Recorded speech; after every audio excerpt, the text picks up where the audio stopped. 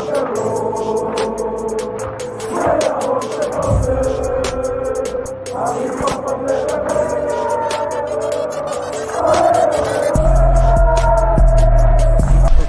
out to Kop-Ish. Shout out to Kopish, guys. All the good work the up. two legends, Emil Heskey, Howard Gill. Can't get much better than that, guys. Yeah. You know what to do now. Like, comment, subscribe. I'm with legends, guys. Kop-Ish. Good evening, lovely people. Welcome back to Monday Night Live Show. As always, when we get behind the mic, all that we ask is that you subscribe, comment, and like. Please do also be respectful to everyone else in the comments. We take great pride in having one of the best, if not the best, communities on YouTube, and we want to keep it that way. So as it goes, this isn't baseball. There is no free strike rule, guys. If you are disrespectful to either us or especially anyone else in the comments, you'll be blocked, and that will be it. Banter, laughter, giggles, and all that is all welcome, though. Man like Matt, how you doing, bro? I'm all right, bro. Feels a bit weird though, because we didn't play no football this weekend. I know. And everyone else, well, pretty much nearly everyone else did, and we didn't. So yeah, man, it's a bit weird. And if I'm not mistaken, Kyle, we don't play our next game until the 1st of October, I think. Yeah, against Brighton at 3 p.m. Saturday. So that's a bit weird. No Liverpool, man. No Liverpool. Weird, bro. Yeah. Got some good stuff to talk about tonight. I think it's going to be an emotional show with the topics. Obviously, we can't really delve into any football. Before we get into these topics, I just need to caveat for my own safety. I am playing devil's advocate tonight, guys. Yeah. I am playing devil's advocate as the host of this particular show. I am playing devil's advocate. So I will be asking questions on both sides to get both opinions. Once again, if you are just joining, do not jump in my DMs and say I'm being this or being that regarding certain players. I respect, especially the players who left in the summer. Highly respect them. But we've just got some conversations to be had. So without further ado, we're going to get into the first one, which is going to be a bit of a techie one, but it's a conversation I think we need to have. Let's do it.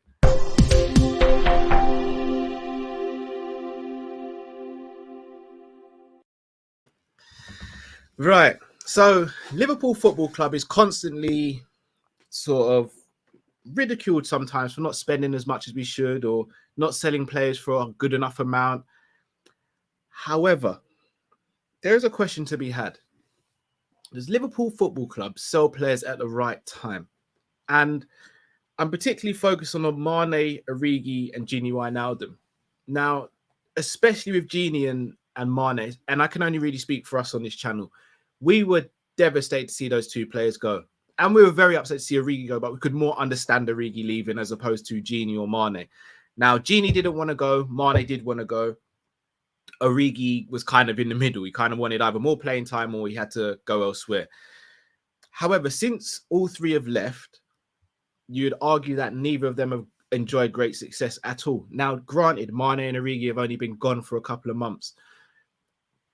But for Gini, again, there's caveats. Didn't really get played in the system how he would have wanted to be played at PSG. But he didn't have a good time there. He's gone to Roma. Unfortunately, picked up an injury. But he's now getting more injuries than he ever should or ever did get at Liverpool. Mane is playing a team who dominate their league, a team that create more chances than any other team in their league. However, he's being singled out by a large majority of Bayern Munich fans as not being good enough in the transition, not being good enough with the hold-up play, and not being good enough to replace Lewandowski in that number 9 position. Matt, when it comes to selling players, we've sat here and said the likes of Naby and Ox should have been gone years ago. But then we've also turned around and said the likes of Adam Lallana and Milner, for example, should have been gone years ago. And we kept them too long. When it comes to selling players, are we doing a good job of it in terms of spotting when a player is not or is coming to the end of that peak? And do you think we're doing it well? The short answer is no, we don't. I don't think we are. I think Naby Keita should have been sold. Spoiler alert. Oxlade-Chamberlain should have been sold. Spoiler alert. Sadio Mane was probably the right time. Because that's only because he wanted to go. Divock Origi was the wrong time because his value dropped. Taki Minamino was probably the right time.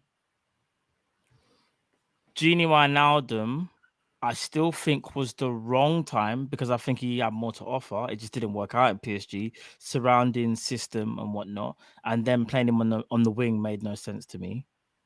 Nat Phillips, as much as I rate him as fifth choice centre back, there's been rumours, Liverpool have been putting up 50 million asking price and all them things there. Bro, if you get that, you kind of got to let man go. I think we hold on to players for too long, in my opinion. I think there are times when we do it right. Like, for example, the Sadio Mane thing is probably the only one I can think of in recent years that I think, okay, like, Mane kind of made sense because he wanted to go, even though I still feel like we should have done better with the contract situation. And it's kind of even leading up to the Bobby Firmino situation as well. Like, I just feel like Liverpool hold on to players for too long. They're very undecisive, and then they have to then make a tough decision. And then it's either like, do you give the player a reward that he probably doesn't really deserve, or do you let him go for free? Like, and I don't even want to. This isn't me picking on anyone, but I'll give an example. Like James Milner, yeah. James Milner is very important to Liverpool's culture under Jurgen Klopp, right? He's very, very important, and he's one of the key, characters in the team and the squad and how we play, what we're about, yeah. But in my honest opinion, though, for a club to move forward, you kind of have to move forward with personnel at the right time, and I think he kind of embodies how we are at the moment. So like he will give everything to the cause and he will still have good games. But we know if we was to play 50 games in a season, we probably would look at it and go, was he good enough? And I think a lot of us will probably say no, not because of what he represents, just because of age catches up with everyone. Father time catches up with everyone. And I think that's us at the moment. Like, that's to put it like, and again, like Firmino's the one as well. I think to myself, bro, he's got less than a year left, and is he gonna sign? Is he not gonna sign? Naby Keita, we've left that for too long. Oxlade-Chamberlain, we left that for too long. We should have acted upon these, bro. We've left it too late. So yeah, I think we made a mistake. Even going further back, you look at the likes of Alberto Moreno went on a free. Lovren went for very cheap. Lallana, Sturridge, Emre Can even before him. So many players. Gini, free. Mane, very low price in my opinion for the player we let go, for the player he was. Minamino, again, I think a low fee. Origi, free. But in terms of obviously collecting a fee and all that is part and parcel of the game. And we haven't been great at that. In terms of their actual time as a footballer and what they offer to Liverpool. And I'll start with Mane.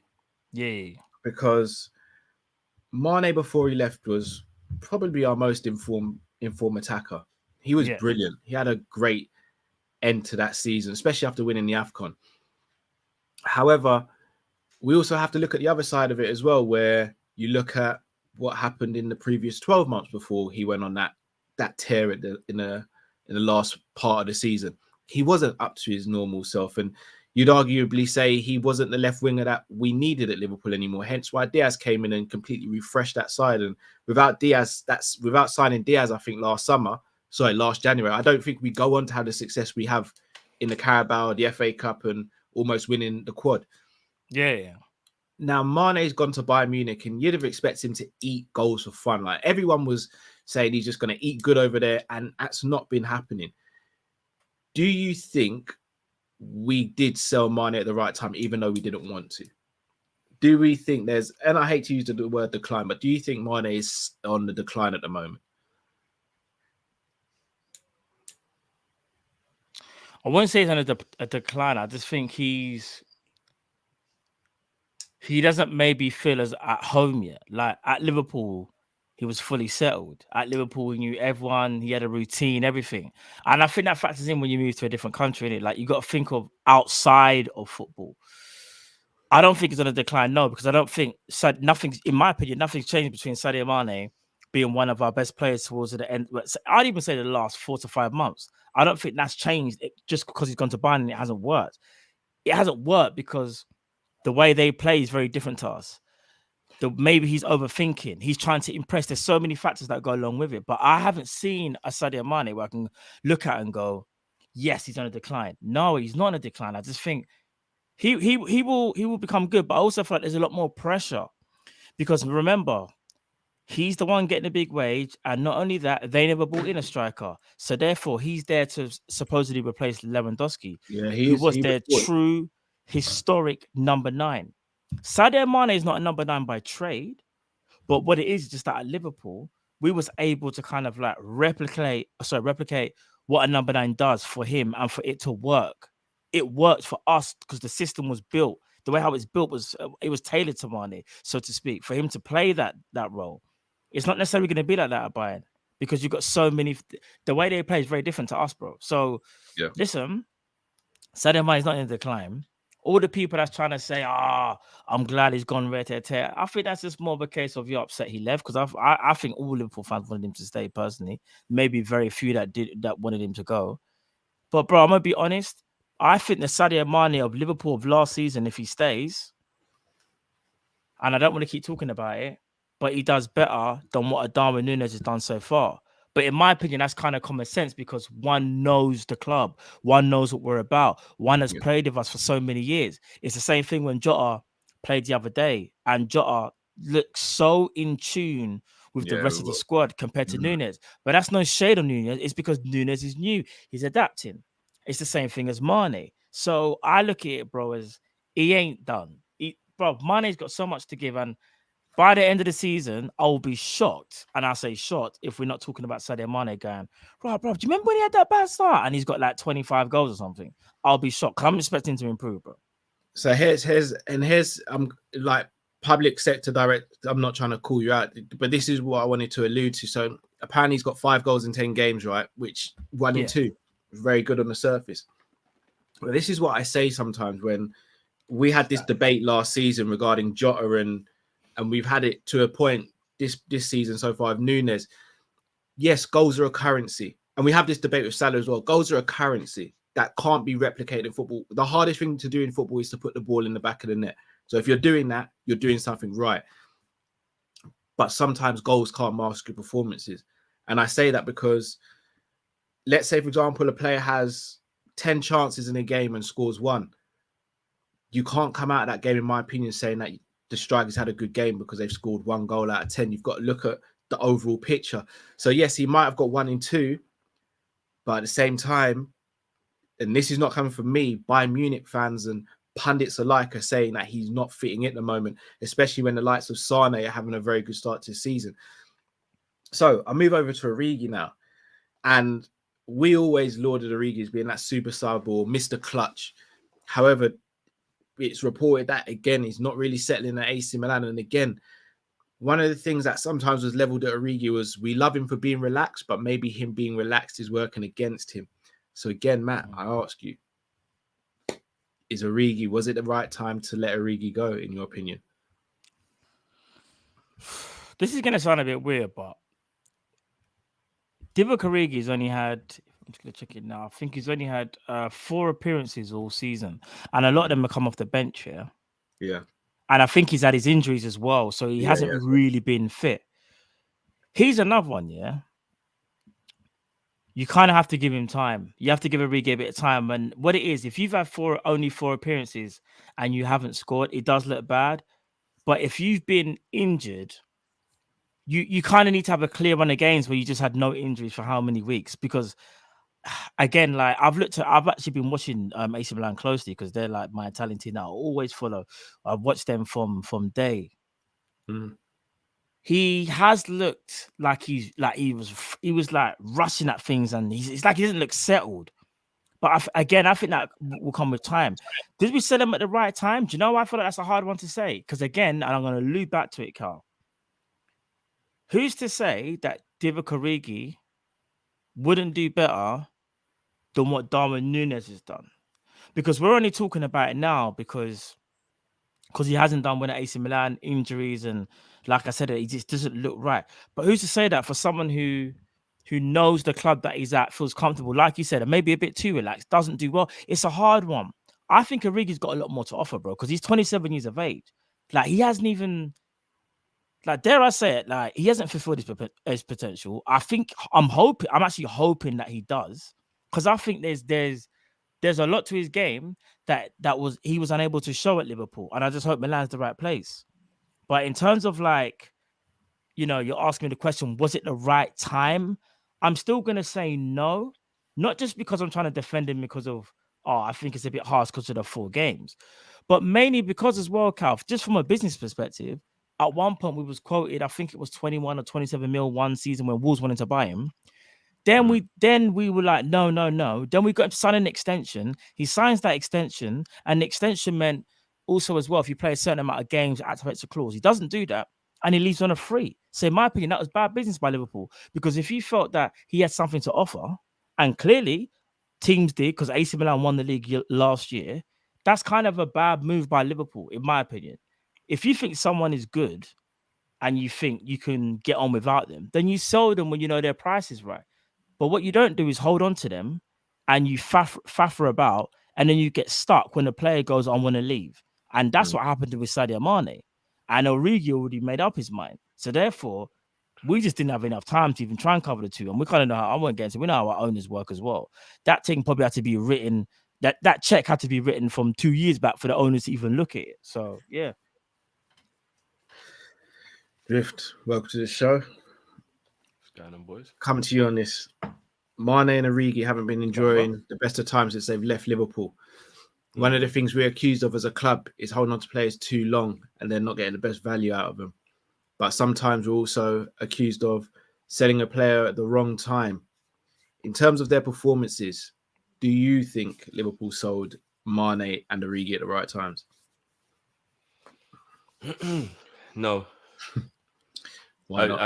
I caught wind of the conversation because I was while my PC was resetting, I was still listening and on my phone, and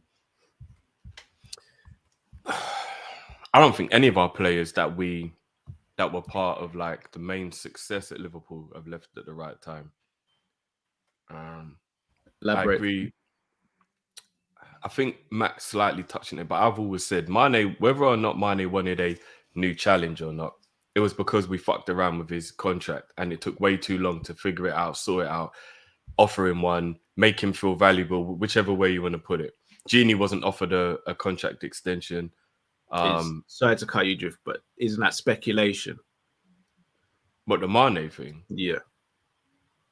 Well, the majority of what we work with is speculation. No, but that's a big speculation. That's. Well, if we were talking to him about a contract, something would have come out. It's very hard to hide, certain things. So say the summer before, if we were really trying to get him to sign a new contract, surely something would have come out somewhere that Liverpool. No, the summer before we weren't trying to get him to sign one the summer before. But that's when we should have been. That's the point I'm making. That we'll go back and forth on this, but he shouldn't have got one last summer. Same with Firmino. They shouldn't have. I totally disagree with that, but we've been back and forth with that a million times, so let's not do that. Yeah. Genie should have been given a much better contract than he was offered, and he should have been offered a contract a lot earlier than he was offered one as well. So I believe we messed around with that with the contracts. And with Origi, I think that's Klopp. That's one time when I will say it's Klopp. I think if Origi had been offered a new contract and he felt loved, then I think he would have signed it. I think that one was Klopp. He knew Klopp's never going to play him on a regular basis and he's never going to get proper game time. So that was the reason why. But he shouldn't have left for free. I'm really happy I got to have another year of Origi at my club. But if you're looking at it from a business point of view, we should have took that 20 mil we were offered by Wolves prior, or we should have at least lowered the asking price so that we got a club to buy him. Do you know what I mean? Like we should have, even if it was 12 or 15 mil, it would have been better than him walking away for free. Yeah. Like I think we're quite poor when it comes to that recently. We used to be brilliant at it. 2 or 3 years ago, we were brilliant at it. Maybe because Edwards doesn't care anymore. He knew he was going. He was too frustrated with the restraints, trying to get high prices to be able to give money to Klopp to buy players he wanted. So that's why we would hold firm on like how much money we were offered. I don't know what it was, but hold that thought just there, because I did want to speak on that. Now, you'd arguably say that the last Coutinho was the last player we sold of massive significance, right? Since then, if I'm not mistaken, the highest fee we've kind of recouped has been like maybe what 20 something mil, apart from Mane, 20 something mil for Brewster. Yeah. And Yeah, 20, I think it was 20 mil for Ings as well. We got, wasn't it? Yeah. So when you actually look at that though, and you look at the team we had, Klopp didn't want to. We didn't want to sell any of those players that we had that were taking us to success and glory. So really and truly, we never had any players that we could sell for a high amount. So yes, we could sit back and argue and say, well, we should be getting more for some of these players. But if we haven't got the personnel or the quality, can we really sell them for a high amount? Or teams not just going to figure us out eventually? But can I ask you? All right, so here's what I was going to go with, yeah? And Drift, you probably agree with me on this, actually. Man City sold Sterling and Jesus for like a combined 100 mil, yeah? And Last they year, replaced... Yeah, that's exactly what I was going to say. Say Last again, year, sorry? their contract. So Okay, they're in yeah. the last year of their contracts, yeah? Yeah, I think both of them were. And they got 50 mil for both. Now, albeit age is a big factor, because Sadio Mane obviously is 30, right? And we understand that. But bro, I can't lie to you. When you're hearing Sterling and Jesus go for 50, and they probably are worth it, by the way, I look at that and think, yeah, see, these are the kind of like mistakes that we're making. No one's saying get 50 mil for Origi because it's not worth 50 mil. But you see, when Wolves made that 27 mil bid, I believe it was, we probably should have cashed in. That's probably his value at the time. You guys know how much I love Naby Keita, bro. I've backed him to the end. Do you know what I mean? But even I know that there comes a time where it's like, bro, you're always injured, and consistency, even though you've gotten better, in my opinion, you've only had like, out of the 4 or 5 years of Liverpool, you probably had like 1.5 years worth of good football. Especially, a lot of that came last year. So you probably even could have sold him like even like a season ago or 2 seasons ago for like 30 mil. You could have got back at least an okay return. Oxlade-Chamberlain, even before he had the year left, maybe you could have sold him for like 15 with add-ons, because Minamino sold for, I think what was Minamino, 12 and add-ons or something like that. I'm trying to remember. Like Shaqiri as well. We sold Shaqiri for really low. Shaqiri was peanuts. Like, these are the things that I feel like the club have to do better. They have to like look at the players who they have at their disposal, and if there are players that they know that can fetch a good value and we know we can replace, we shouldn't be dilly-dallying over it and waiting until it's when Liverpool feel it's the right moment. Because when Liverpool feel it's the right moment, it seems like we're making all the mistakes. Because all the players that have left recently have all had a year left. Can you remember the last time we saw the player that had 2-3 years left on his contract? Maybe Taki. Was it Taki? I think So Taki. Taki Minamino is the only one. The only one out of how many players that we've sold. He had 2 years left, I think, on his deal. No, it would have been, surely would have been more than that, no, because we got him in 2021. No. We got him in 2020. We got him the year we won the league. You're right. Yes, you're right, Yeah. You're right. So, other than Taki, who else was there? Was Nico as well? I mean, yeah. Nico probably had quite a few years left on his contract, actually. But only 2 players. I think we just got this thing of, and dare I say it, like, this is what Carl was alluding to. Like, does Klopp allow players a little bit too much flexibility because of the loyalty that they bring? Because as great as that is as a manager, that you respect all the players that are loyal to you, also as a manager, you have to make the hardest decisions. And the hardest decisions are, you have to decide who is fit enough to play for the club, like who's good enough to play for the club. You have to make that decision, because if you can't make the decisions, that's when this all starts to unfold, and it becomes... Yeah, sorry. No, sorry. No, I was just going to say, and that's when it becomes a problem, because it starts to pile up, because it might be 1 or 2 players, and then before you know it, you're looking at 5 or 6. You're like, bro, when we look back at all the players, that our last 5 players, we're looking like a combined how much mil, when it should be like, we should be in the real green. And we're not doing that right now. We're not. We're a bit slow with it. In as well. So shout out to Kev from LFC Day Trippers. He said we also needed Brewster to work out, which would have potentially helped us as well. Because again, you look at Solanke, for example, now Bournemouth started to sort of bear the fruits of what that signing was. We've got to hope that Brewster maybe can come good as well. But another thing as well, all the players that left, the players that asked to leave. So again, I'm not going to make this a Klopp FSG debate. We've done that to death. But I think Klopp's loyalty and the fact that he won't sell players unless they ask to leave is one thing. But again, because we have to be perfect because of the restraints and the lack of, well, let's just call it what it is, the lack of wanting to put resources into making Liverpool a greater team on the pitch. I think those two coupling together is a horrible situation right now without going too far down the negative trail. I don't know what you guys think. Yeah, I do get what you mean.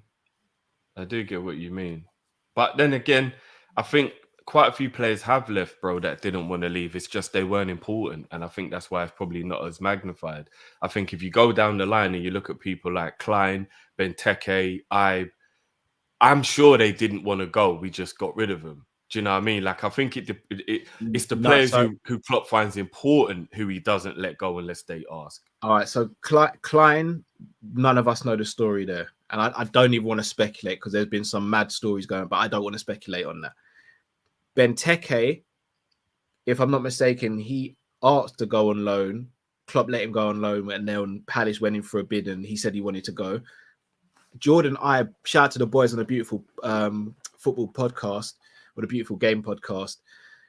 I've actually did an interview on there and said basically Klopp came to him and said, look, we're buying Mane, so your minutes are going to be greatly reduced.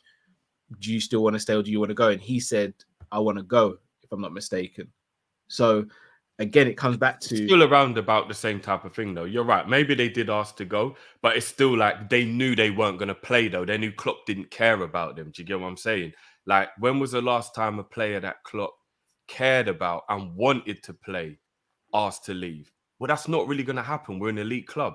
If you know the manager loves you when you play, you're not going to ask to go because where else are you going to go? Do you know what I mean? That's the problem, though, Drift. When you look at some of these players that we have kept for too long, we're keeping them for too long because Klopp's not turning around and saying, well, you know what? Love your contribution to the club, but we want to go in this direction. And because of this, you're now surplus to requirements, which isn't happening, which means we're holding on to players for far too long and then they're not leaving when they should be. So it's almost...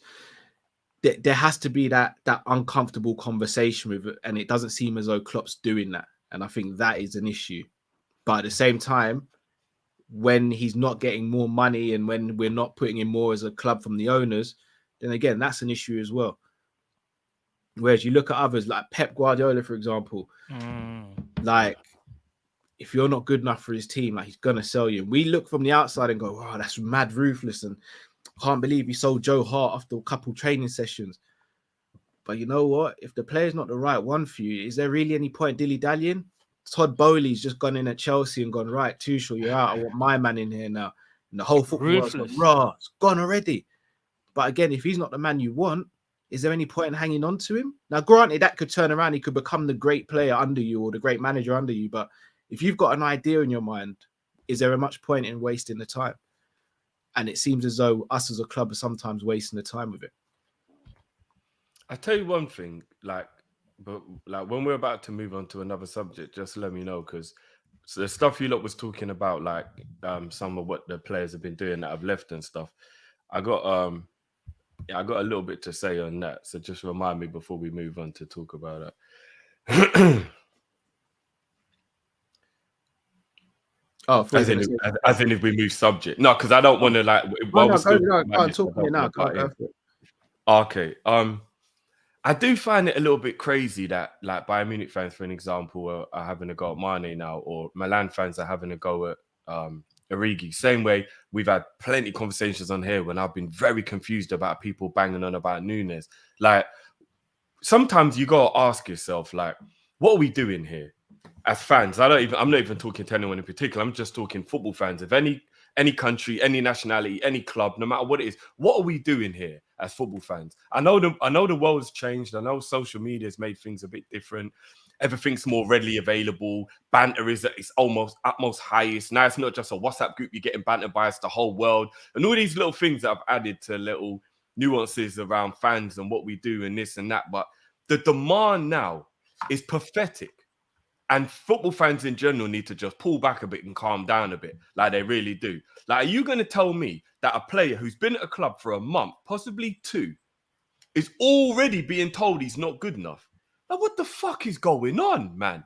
I don't think come on. I don't think that's happening with Mane. I don't think they're saying he's not good enough. I think they're saying he hasn't been good enough. So then there's something needs to happen. Even that, Cal, let a player settle. Let a player get used to the country. Let a player learn the language. Let a man live. Like, I can't believe in this day and age, if you don't do a Haaland or a Lewandowski and make a move and hit the ground running and just start banging from day, you're like, people are already gunning for you. Like, what is going on in this world? Can I switch it back on us though?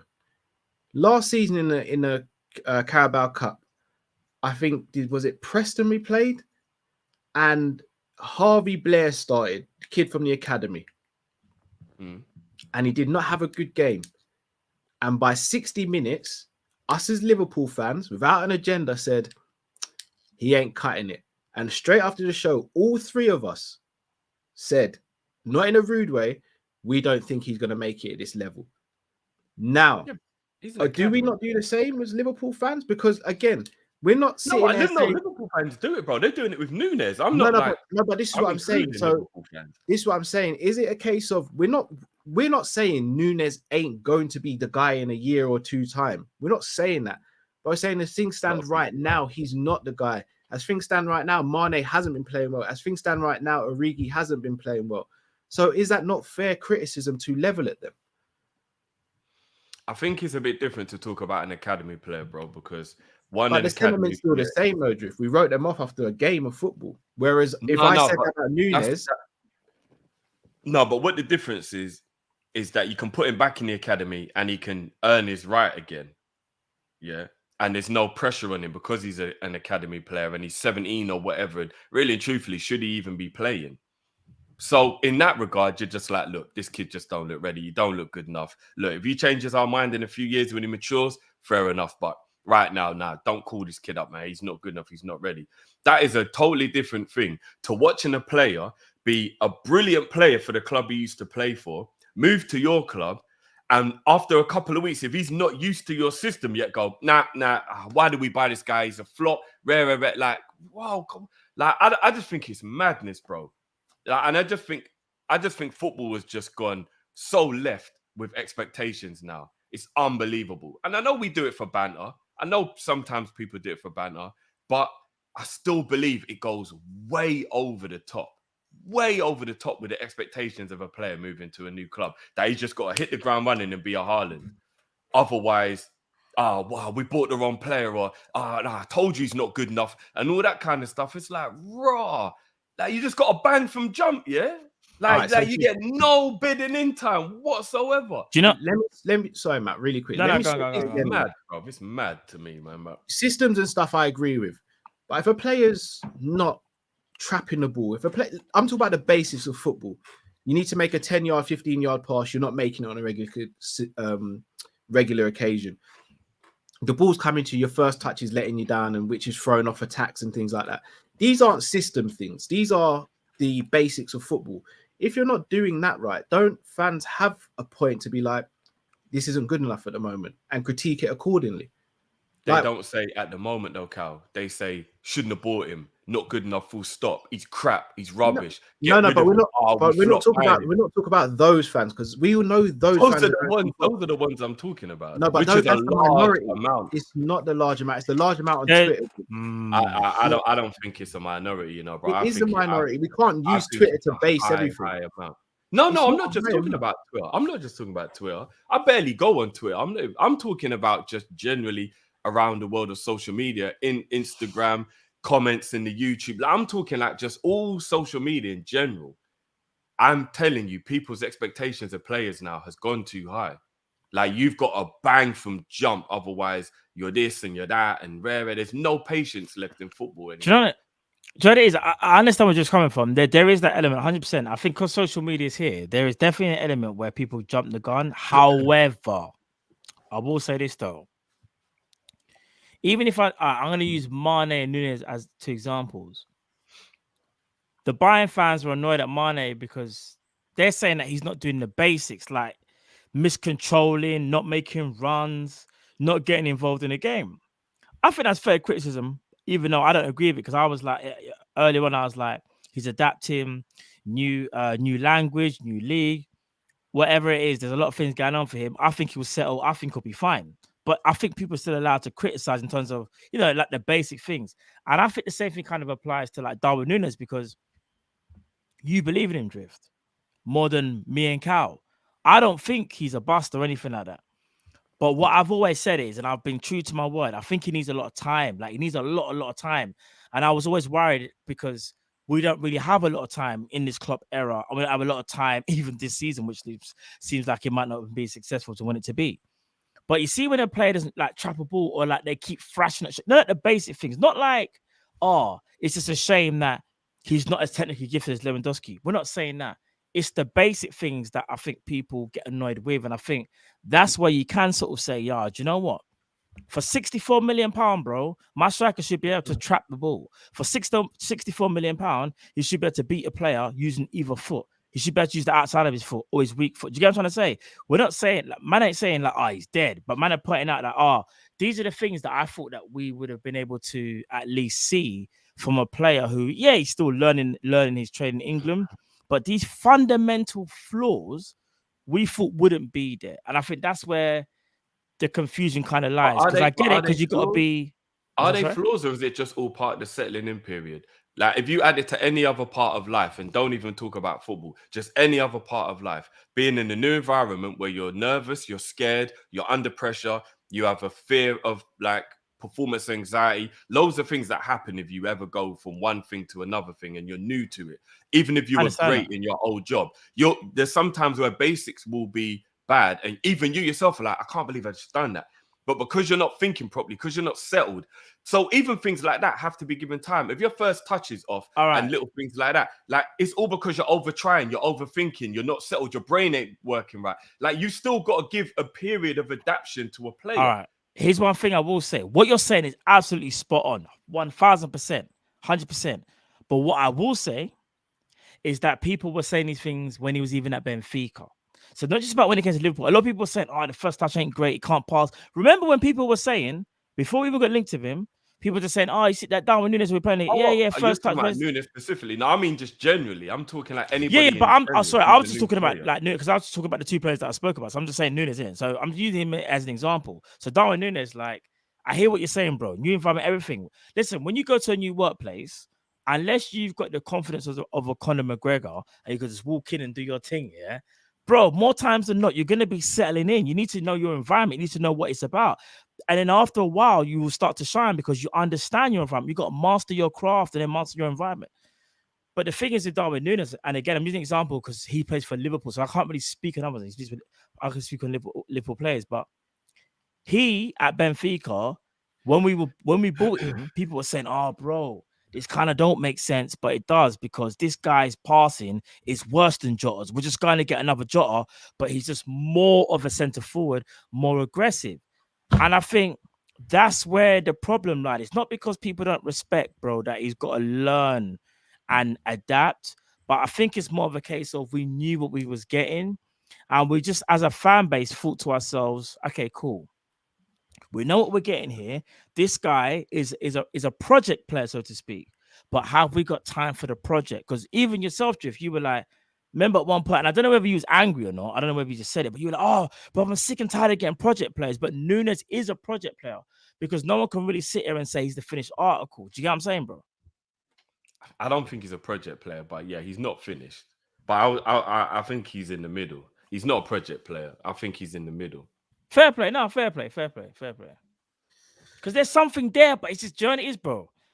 We just don't know how long it's gonna take to it's like we're trying to unlock the code. I don't know how long it's gonna take to unlock the code. It will come, man. And the wickedest thing is he's come to Liverpool when we're shit, which makes it worse. That's true. If the whole team are playing shit, you can't just start banging on at the guy who just got here. Do you know what I mean? That's why I have a go more at people like Van Dijk. That's and true. Flacco. I agree with that as well. Like, you man have been here for time. Like, Núñez has just got here. Like, let's talk about the other people who should know better. Do you know what I'm saying? Like, let's I not agree. go. No. I agree with that. I agree with that. He's come at a point. He's come to Liverpool where we're in a really bad spot. So his adaptation is probably going to take even longer because the team's not playing with confidence. So I hear that. Just to bring it back full circle, though. So I ask. Yeah. Origi, Mane. Yeah. were we wrong to sell them when we did? Or did we potentially sell them at a time where we may have seen something that we weren't willing to see ourselves? I don't think we should have sold either of them. So I think they were both sold at the wrong time. Matt? I think we sold Origi at the wrong time. But I think we sold Mane at the right time only because we got forced because he wanted to leave. In fact, you know, I'll go one deeper actually. Pause. We sold him at the wrong time because I think his contract situation could have been sorted prior. So yeah, I think we both sold them both at the wrong time for different reasons. And that's the point I always make when we look at the situation of like the player wanted to leave, because like the Benteke that forces thing, the issue. No, but like what Cal was saying with the Benteke thing, or like where Klopp will say to him, "You're not going to play. What do you want to do?" And then he goes, "I want to leave." Him saying he wants to leave, context has to be added. Sterling would have not left City if he wasn't told, "Look, your playing time's going to be limited here." Do you get what I mean? So yes, Sterling turned around and went, "All right, Gaff, I want to go," and he went. But he wouldn't have done that if he wasn't told, "You're not part of the plans, or you're going to play less, or whatever." Do you get what I'm saying? So the point is, when Mane said he wanted a new challenge, most of the time you want a new challenge because you're unhappy with what you're doing at the time. There's speculation, though. If we've got nothing to base that on, especially when these agents. But it's educated. But it's educated. You're mute, bro. You're mute, man. You're mute, man. It's not educated guess based on like just life in general. More time, you don't stop doing something when you're enjoying it. You stop doing something when it starts going wrong. But you know what it is? No, his agent came out and said there was nothing wrong. This is one thing I will say. With the Mane thing, they're not going to say that, are they? No, but we with can't the Mane thing, make things up then. Yeah. No, I don't think there was anything wrong with him in Liverpool. I just believe deep down, if we'd have made him feel more important, if we'd have talked to him about contracts and offered him big contracts and made him feel like he was as important as he should have been a long time ago, then there wouldn't have been that decision he come to going, "Yeah, I want a new challenge. Let me duck out." But we don't know if we did or we didn't, Drift. Do you know what it is? I think just trying to this. A lot of Liverpool fans, including myself, have been on the thing of like there could have been more done, and we might be wrong, we might be right, but you're right. There's no definitive like. There's not a definitive answer when it comes to Sadio Mane because no one really knows if A, he wanted to leave because he was unhappy, or A, he just wanted, or B, sorry, he wanted to leave because he wanted a new challenge. It's so hard because it just depends how you look at it. There's no wrong or right answer with Mane. The only way you can answer it is, did Liverpool do the right thing? Did we as a club do the right thing?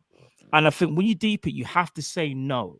The reason why I say no is because even though Mane wanted a new challenge, I think there were signs prior. And again, this is I'm doing what I shouldn't be doing. Actually, I'm speculating. There were things prior thinking, maybe he thought it wasn't important. We used to bang on about his wage. I think a lot of us got it wrong anyway. Regardless, however, he wasn't maybe necessarily one of the highest earners. And not only that. Maybe, and again, maybe this is speculation. I'm not going to say fact. Speculation. The club's image is kind of built around Trent, Van Dijk, and Salah, so to speak. Maybe he thought he wasn't in that image. I don't know. There's so many things you can say about Sadio Mane, bro. But I do think as well, like, there's this thing that I struggle to deal with at times. Salah wasn't going to sign. Mane leaves. And then Salah signs a new deal. So then you start thinking, was it because FSG didn't want to give them both 350? There's so many factors, bro. That's why I say, like, of course it was. Something like this. Don't we have plenty of evidence? All right, do you know what I'm going to say? Honestly, to both of you. Do we not have plenty of evidence to back up? Do you know what I'm going to say to both of you? We should do a members video on the we should call it the theory of Sadio Mane members video, and we just give every single theory possible, and then we try to come to some type of conclusion. That's what I think we should do about Sadio Mane. But all I'm saying before we move on, because I don't want to dwell on it. There is plenty evidence to back why I feel the way I do, which makes me feel very justified in how I've come to this decision.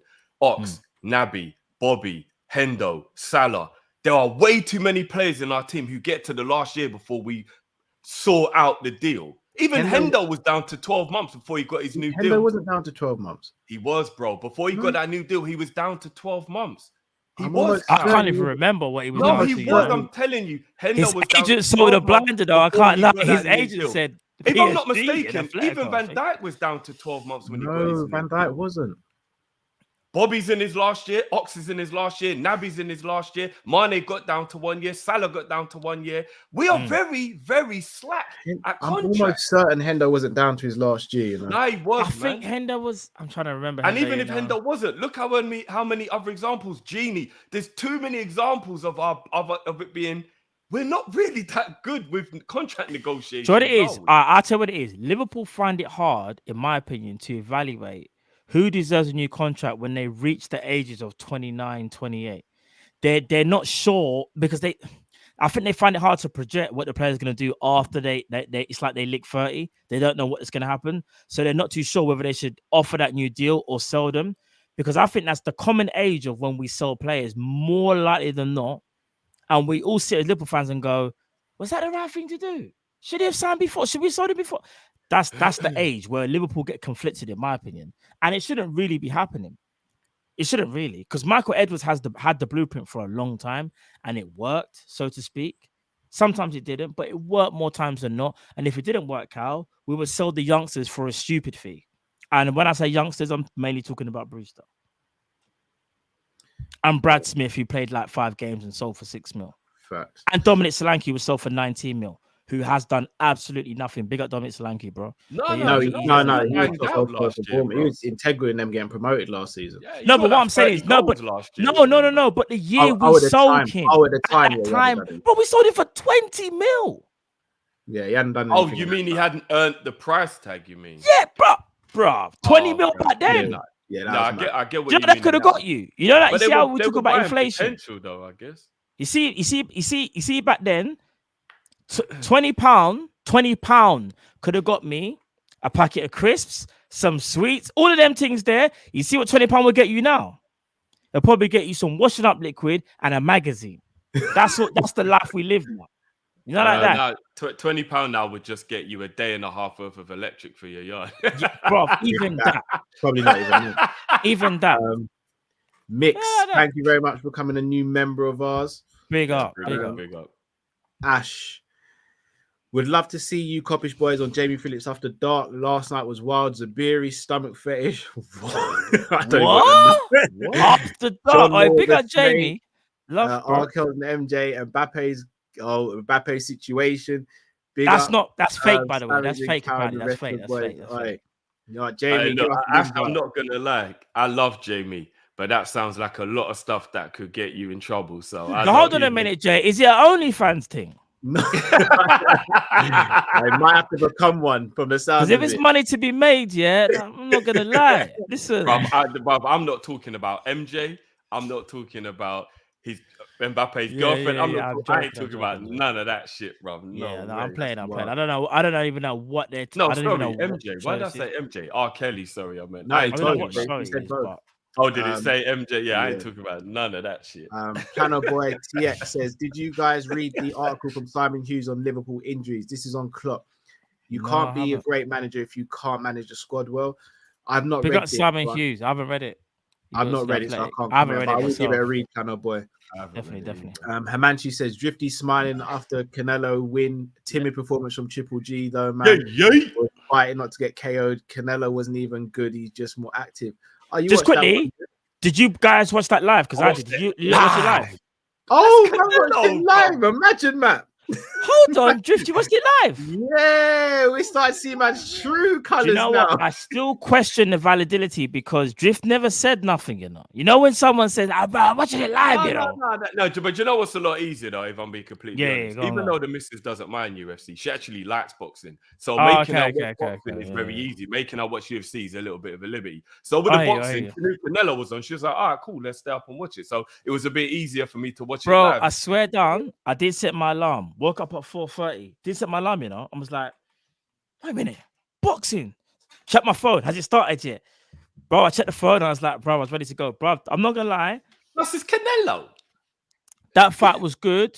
Not amazing, but it was good. Like, because obviously we seen better, but it was good. It was a good fight. I'm glad I watched it. It was a good fight. I don't think it was yeah, not their first two was better. I thought it was enjoyable though. Yeah. No. It was enjoyable, but like what Cal said.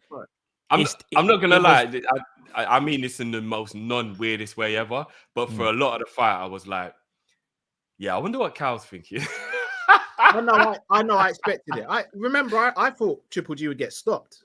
Yeah. So But did I I. know No, you. so But I did know I. deep down, though, Cal was like, yeah, Triple G, knock him No, out. Cal wanted Triple G to win. He said that though. Oh yeah. I wanted Triple G. Yeah, he wanted Triple G to win. I He thought wanted Triple just G knock won the him out. first two.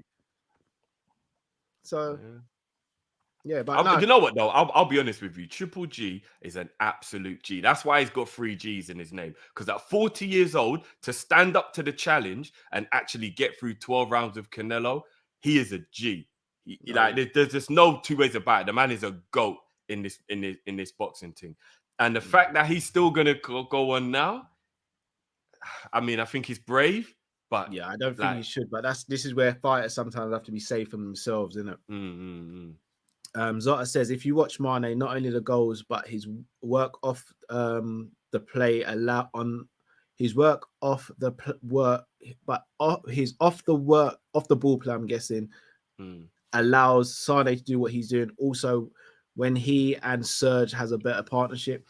Look, I don't think Mane's on the decline. I actually think Mane will come good at Bayern. I just find it interesting to have these conversations because it opens the question: how long does a player get? Does a player's reputation have to be taken into consideration? Do you have to judge them for what they are?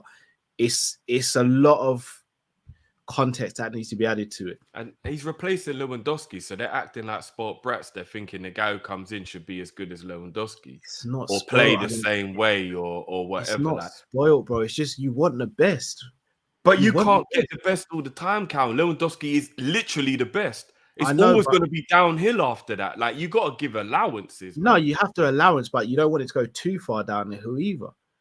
But if we lost Van Dijk tomorrow, who we all perceive to be the best, we know we're not going to get the best because we're losing the best. But we don't want it to be a player who's not cutting it, though. We want someone who's near that level straight away.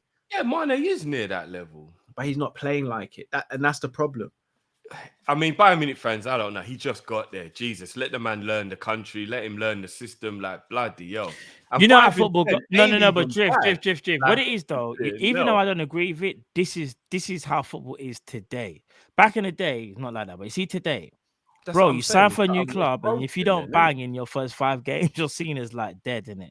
But all just aside, with the Sadio Mane thing, he's not done. He's not finished. He's adapting. I think he'll come good, just like everyone else will. Pause. I think he'll do his thing, and I think we won't be having this conversation about him again. And I think actually the same thing probably applies to Divock Origi as well. I just think they need a bit of time. Some people don't adapt straight away. Some people need more adaptation. Some people take that little bit longer to kind of settle in and whatever. Because you got to remember, and again, I'm being a bit of a hypocrite with the Núñez thing, because when you go to a new league and you got to learn a new language, cool, innit? Like, you got to learn. But on the flip side, and I'm challenging myself when I say this, which is weird, it's the fundamentals where people are getting on at him at. It's one of them things where it's like, with Mane, I already know Mane's thing. You know why? Because Mane's been world class. So I'm not bothered about Mane. When it comes to Divock Origi, I know Divock Origi's first touch is good. And I know we can control the ball. And I know we can do better. The Núñez thing, which people are going to come at me at, pause, is that it's the fundamentals again. Because I haven't seen anything prior other than what he did against us and a few games at Benfica. I can't sit here definitively and say this guy is just going to bag like 20 when it's all said and done, or even 17. Because what you said is true, Jiv. Mane was a world-class player and still is a world-class player. But in my opinion, we've replaced him with a player that's not on his level and a player that's going to need a lot of time. That's how I see it. And even more time because we're not playing well.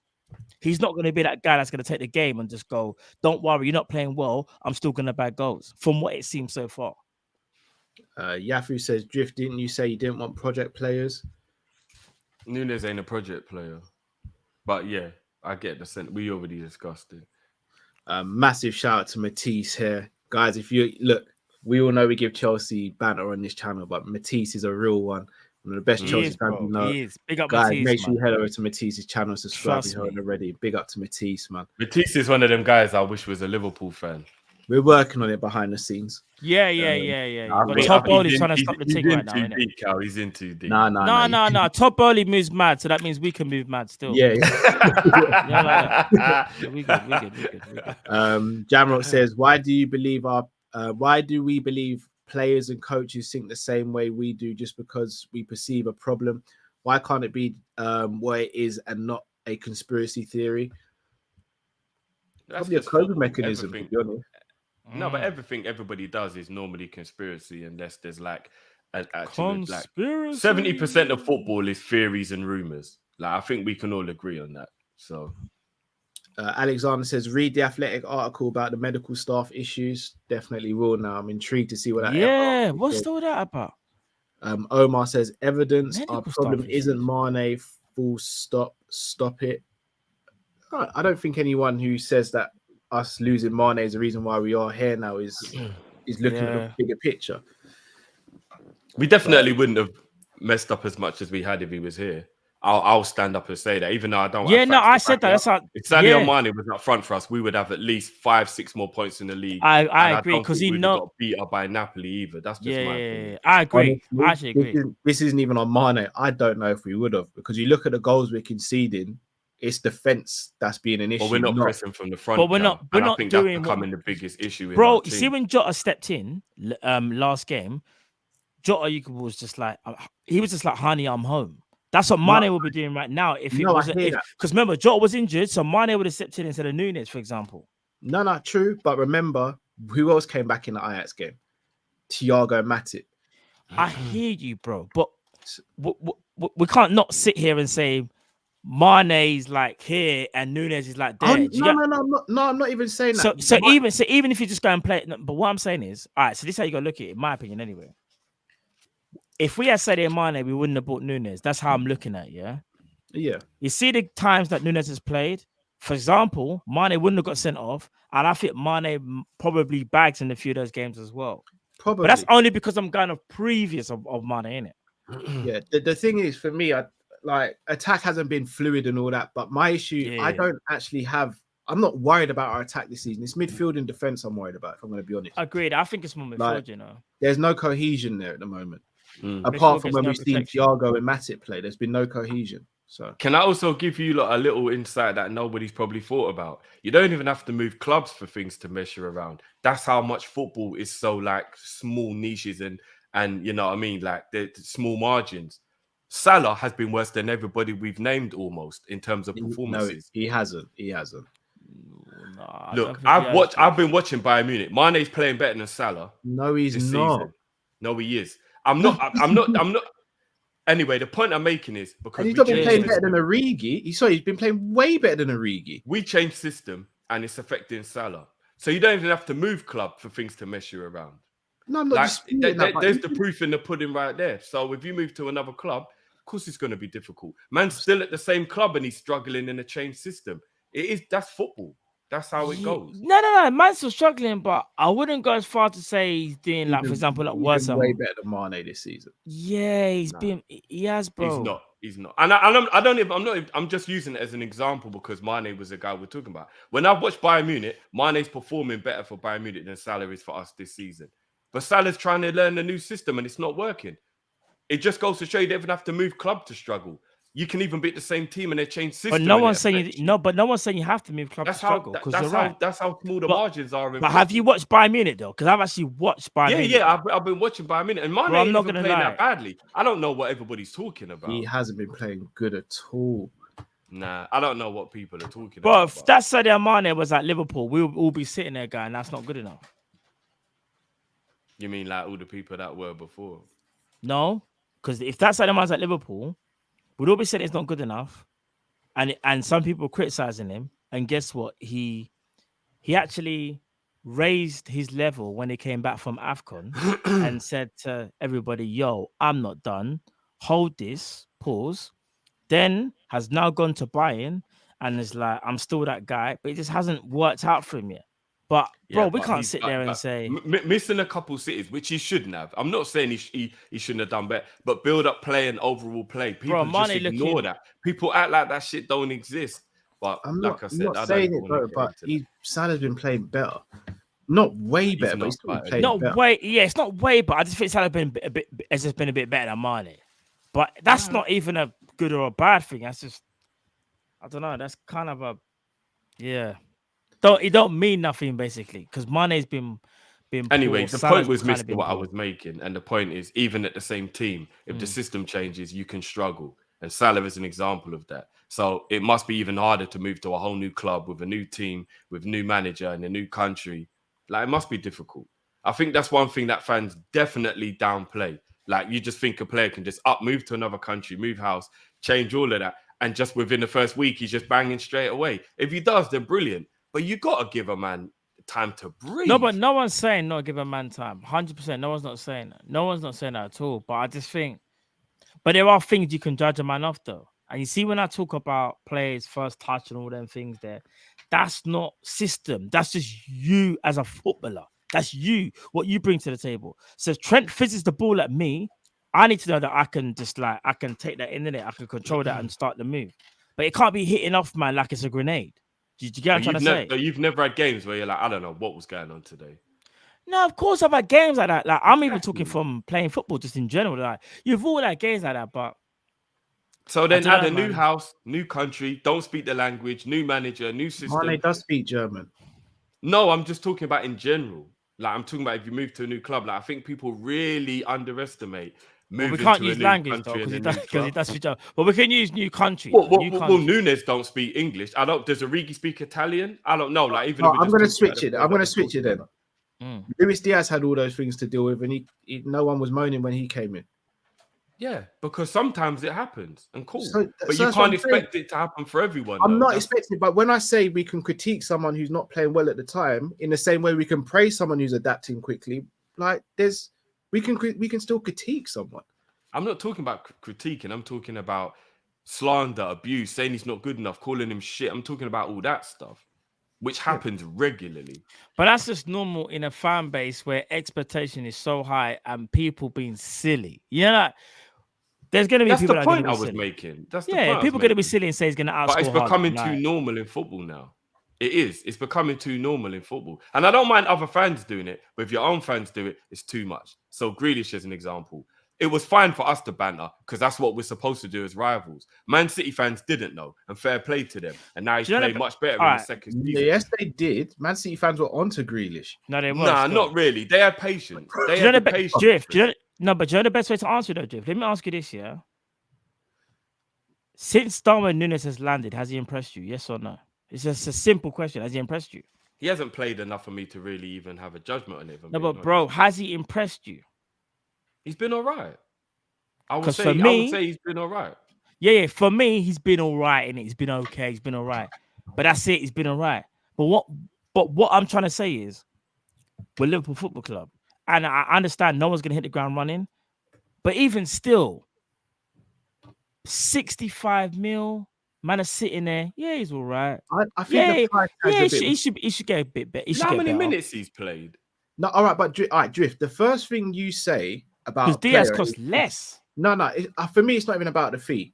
Drift, it is expectations though. Expectations go along with the fee, bro. Fair enough, but Drift, whenever you say you judge a player, you say, right, if you were to throw someone in a park setting and throw a ball at them, you'd know who the techie one is. Yeah, bro. Núñez ain't that guy. It's the same premise. Like if I was to ask anyone here after Diaz's first game or two, were you impressed? We'd all say yes. If we're going to say that about Núñez, we'd probably say no. But that doesn't mean he won't come good. We're just judging what we've seen. Judging what we've seen so far. If anyone sits here and says Núñez is going to be dead for Liverpool, then I'm on that boat fighting for Núñez as well. But I can't sit here and be like, Núñez has been sick since he's been in Liverpool, regardless of how many minutes he's played, because he hasn't been yet. Could that change in the next game? Absolutely. I would never ask anybody to lie on it. But at the end of the day, I think people are just being way too harsh in their assessment of Núñez. No, but way too harsh. No, but I'm not talking about them. We're talking about us right now. We're saying. I even think you lot are too harsh on Núñez. I've said it to you lot after games. I think you. No, that's fine. But I'm just trying to. But this is what I say. I'm just trying to be a bit more definitive rather than doing the whole what he needs time. I'm just saying, just from a footballing perspective, from what I've seen so far, the player that we bought as a striker, does he look like he's been good enough? I'll sit there and say, probably not.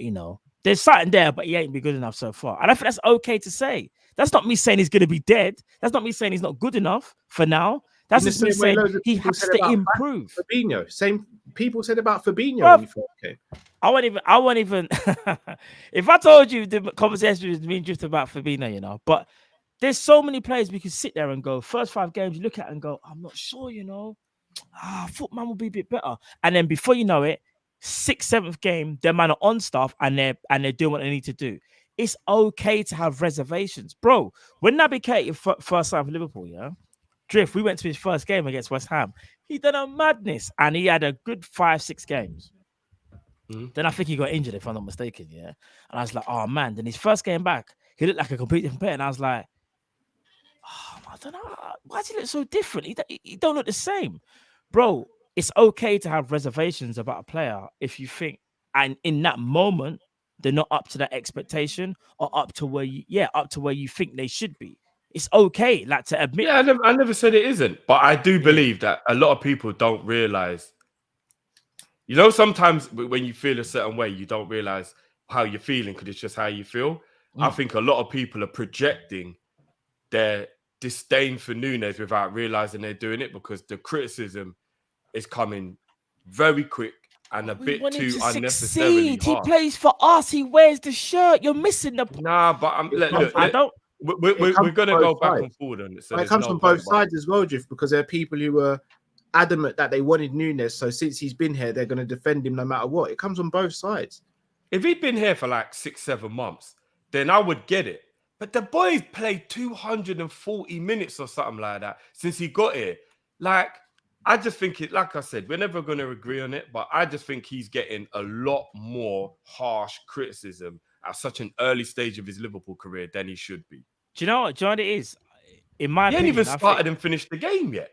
All right, let's move on. Let's move on. All right, let's cool. move on. Let's move on. All right, let's move on to the second part of the show where we're going to actually look at the other side of things and see whether we buy players at the right time as well.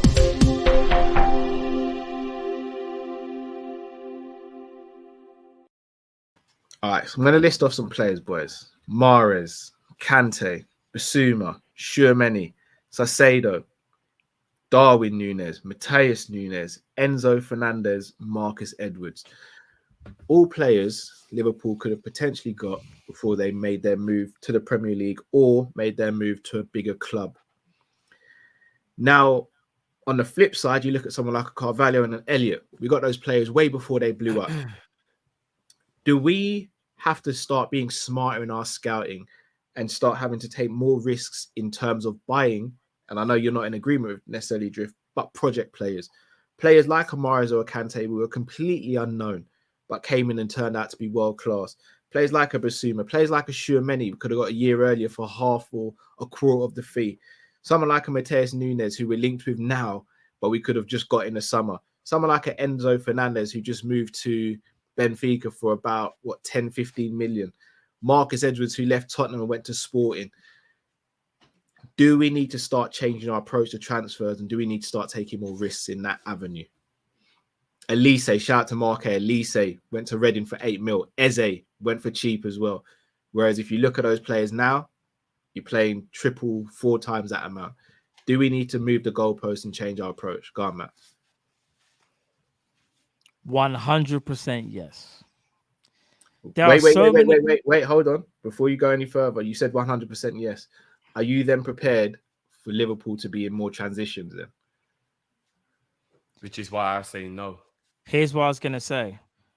If you pick up project players, so to speak, and take chances, yeah, if you get a few of them right, you won't need to do that every single time and have to be in a transition every single season. You need a few of them to come good, bro. You need a few of them because no one's saying every single player you buy from now on has to be a project player or a player you have to take a chance on, but you still have to take chances, bro. You see Gabriel Jesus, yeah? When he was at Palmeiras, bro, I was telling Drift about him, and I was like, bro, Gabriel Jesus, baller, we should be in for him. Man City got him for a modest fee. I think it was like 20-something million pounds. Jude Bellingham, when he was at, I think it was at Birmingham, Liverpool were looking at the situation, monitoring, because we know, obviously, we're Monitor FC, and we didn't do nothing. We just sat back and watched. Yeah, you know where that clip comes from. there's so many players that I think of that we could have gone for, bro. Even the Haaland thing. If I'm not mistaken, and quote me if and correct me if I'm wrong. What do you mean we couldn't have got him? Why couldn't we have got him, bro? Because you already, Managerial already mapped out his career, bro. Bro, no. If a team of a Premier League of our status say we want to buy a player, and that player feels like he's, right. Bro, that's Man United. We're not Man United. No, you're right. But Man United, in that moment, we are ahead of Man United. We still are ahead of Man United. Yeah, I know, but he wanted Dortmund. My whole point is this, but we never tried. We can sit here and say he wanted Dortmund. Apparently we did. Again, I can only go off what I've heard, but apparently, bro, the man was at Salzburg. Yeah, if we wanted to go hell for nail for my man, I reckon we potentially could have got him. Don't deal with Managerial. We didn't deal with him. I hear that. All right, then let's talk about Jude Bellingham then, because if you're not going to give me Haaland, give me Jude Bellingham. Jude Bellingham, when was at Birmingham, Man United were actually probably one of the leading teams from the UK that actually were trying to get him. Bro, we just sat back and said, don't worry about it. We'll see what happens. Let's see what happens. Bro, now what we're looking at now, 100 and something mil for Jude Bellingham. Why? Because we sat back and watched again. But there's so many players that we've just sat back and gone, oh yeah, let's let them go to that destination first and see what they do, and then we'll see if we can pick them up. We've got to stop doing that. I'm not saying do it with everyone, but you take calculated risk, Cal. And that's why when I'm talking about just going to say no, and that's fine because that works best for the argument. But if you get a few of them right, Cal, that's when you can build on something. Because not every single player you have to buy has to be a project. It's just that some of them will have to be, because you can't buy a 50 million player every year when you're under the ownership of FSG. I completely agree with everything you just said, but a couple of questions I want to ask you in particular before I come to it. Yeah, go on. One, would Bellingham have got the time to play and develop? Yes. And two, could you not say we are doing that with some of the talent we brought in, but because they're not known in the same way some of these other players wouldn't be known, they've been written off already? Who's the talent that's unknown? Trent Kone in the reserves we just bought. Ben Doak. We bought quite a few young players who have been highly touted. Harvey Elliott was one of them. Carvalho. We have been taking risks behind the scenes, just not the popular names. That's two players, because I'm going to say Harvey Elliott and Carvalho. The other two have gone into the reserves they're in the reserves. I'm talking about players who Kai Gordon, another one was highly touted as well. Yeah, but these were never players that you looked at and gone, they're going to break into the first team. You see players like Jude Bellingham, Haaland, Gabriel Jesus is another one. I remember when I even wanted Gabriel Barbosa. I know his career hasn't gone well, but even him. There's a lot of players where you think to yourself, they wouldn't walk into our reserves. They'll be too good. They would go into the first team. And it's whether or not their mentality can take it to that next level and see if they can make it. That's my argument. Like, you see how I think we've been linked with would we really have started Bellingham in a time where we had a peak Hendo, Fabinho, and Gini though? Bro, would he have got enough minutes? Bro, I'm telling you for now, Bellingham definitely would have got minutes. You want to know why? Because I think this is where Klopp could have got it a little bit easy. He can start preaching about the roadmap of Trent. Look at this young guy, bro. Look how great he is. Yes, he's a scouser, but he had to work hard for it. And look at what he's done. There was no roadblock in Trent's way. There was no competition in that position. Bro, Jude Bellingham, when you know what it is, Cal? When you've got talent and you're that good, no one can stop you. Actually, no one can stop you. It don't matter what happens, bro. Nobody can stop your talent. If you're that good. You're on mute, Drift, bro. Not denying that, Matt. Absolutely right. But again, I look at Chelsea, for example. Yeah. De Bruyne and talent, Salah and talent never stopped, but not at Chelsea. Didn't work at Chelsea. But look at Jones, look at Harvey. He could have, and again, actually, they wouldn't have played then. But what I'm trying to say is, there was always going to be proof, though, in that pudding. Klopp could have sold that story about how we always give youngsters a chance, because we do give youngsters a chance if they are good enough. And sometimes it can be detrimental to us. But I disagree. We give them a chance. A 17-year-old Bellingham would have looked worse in our team than a 19-year-old Elliott does now. We were trying to win everything. We were going for titles. We were going for Champions Leagues. You can't fling a 17-year-old in. Who said he's going to start, though? Time. But if you don't start, you don't become Bellingham. You can't play a couple minutes. I disagree. Some players shine. Hold on. It doesn't work. I disagree, bro. So, Drift, you're on the other side. Something like this, what AM9 has said. Would you be more on tune 100%. For something like this to happen? Matt, 100%. Would you prefer something like this? Would you just prefer to buy the player and keep them within the team? Sometimes you may have to loan them. Sometimes, innit, it may be a case. But what I'm saying is, if we're gonna go by just logic, yeah, and sit here and say, all right, cool, title winning and Champions League thing, you don't want to pay these guys, then we're always gonna miss out on these guys, and then we're gonna have to end up spunking stupid amounts of money on them. Because what we're doing, what it is, we want to cut that middle destination. We won't do it all the time, but I think there's sometimes where you take a chance, calculated ones, Drift. You see Bellingham, everyone knew he was going to do a thing. Everyone knew he was going to do a magic. Yeah, but bro, the world is full of Bellinghams that never worked out. So like hindsight is easy.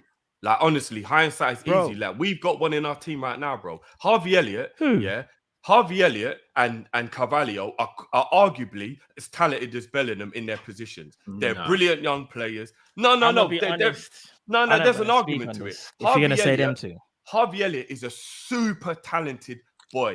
They are talented. Super talented. Bellingham's and he was playing in the Premier League at 17. Bellingham's on levels right now, though, bro. No, but Bellingham's on levels because he's had 2 or 3 years of top flight football. This is the point I'm making. If you get Elliott in the Dortmund team from 17 years old, he's probably banging like that now as well. And that's why I'm saying, but he came Liverpool. He didn't get enough game time. It don't always work like that. Jadon Sancho, and I love Sancho for... Let me land. Yeah, if you bring a player in of a certain caliber and he's not playing every week, he's not getting the performance levels that he should be. He's playing under more pressure than he should be. And he's playing in a system that might be too complicated for his age. He could fail. He could look bad. He could look like he's not quite that guy. If we'd have bought Bellingham at 17 and tried to bring him in our team, he would have got lost. I'm telling you that Gini, Hendo, and Flacco midfield was sensational. If you'd have tried to put Bellingham at 17 years old in that midfield and get him to do all the things we were asking of those guys to do, we would have been sitting there going, Bellingham can't cover for Trent. What the fuck is this kid doing in the team? He's not old enough. He's too young. Rare. And at the end of the day, going to Dortmund has helped him develop and become the player he is. You can't have a player at a young age put all that pressure on him and expect it's going to come out all the time. Matt, hold on, Matt. I've got to respond. Before I forget my point, let me finish because I haven't landed yet. So you've got a situation where you have a player right now who we know has got more than enough talent, not ready, can't fit the system, holding the team back. And this is what happens all the time. If you flip it and you go to people like Kante, who is a sensational baller, one of the best footballers to ever play in the Premier League. But at the time that Leicester bought him, it would have been a massive risk for a club trying to win everything to have gone after that player. So what the point is you're supposed to do is you're supposed to have a 22-man squad that's full of ballers. And you see 4 or 5 of the guys, they can be Kantes, they can be Bellinghams. Because then you have a little chance to there's a lot more chance that it won't really fail because there's people that can come in. But if you're in a situation now where our midfield's quite dead and you go and take a risk and go and buy a 2nd division French player, it's probably not going to work out just because of the pressure you're putting on the guy and he doesn't get to flourish and learn his game the way Kante did. So it's way too difficult to just go take a chance on a player. Give a youngster a chance. Like we know right now, one of the reasons our team is failing is because we got kids trying to replace Gini, Flacco, Hendo, Milner in our midfield. Bellingham would have suffered the same fate. Hindsight is very easy to go, look how talented the kid is. It would have happened. I've seen players at the same level of him. I've seen it. Right. Go on. One sec. So, Drift, I then ask you, are you then going to be happy potentially only signing 1 or 2 of these high-quality players because we're having to get them after they've proven themselves and be going into battle with these other elite teams as well? Because effectively, we lost out on Tchouaméni, Camavinga, all these teams we've lost out players to. But that's because our owners are, quote unquote, don't mean to be too rude, they're tight. They're like, it's not tight. No, they are, man, because Real Madrid just done the same thing, Carl. Real Madrid didn't get Tchouaméni when he was young. They waited and they paid the money, though. It is what it is, man. That's how much they paid for him, though. They didn't pay Tchouaméni when he was young. Yeah, bro, do you know what Tchouaméni is? Tchouaméni's young. What are you talking about? Yeah, no, but what I'm saying is they didn't go and get him a couple of years ago when the potential was there. They waited till he became that player, and then they just paid the money. That's this football, man. No, but Drift, this is my point. Wouldn't it have been better for us maybe to have gone and got him a couple of years ago rather than now having to battle Tchouaméni? He wouldn't be who he is if we bought him. Say again, he sorry? wouldn't. He wouldn't be who he is if we bought him because he wouldn't have played week in, week out and developed his talent. Okay, so he wouldn't be that shoe of many if we'd have So bought I'm him. asking you then, Drift, where's the middle ground? Because we ain't gonna have the money to spend all this money on players. Like that's why I don't think we'll ever be who we should be because our owners aren't willing to just pay what it takes when the player becomes who he is. No, but it's not just a case of paying. It's brother.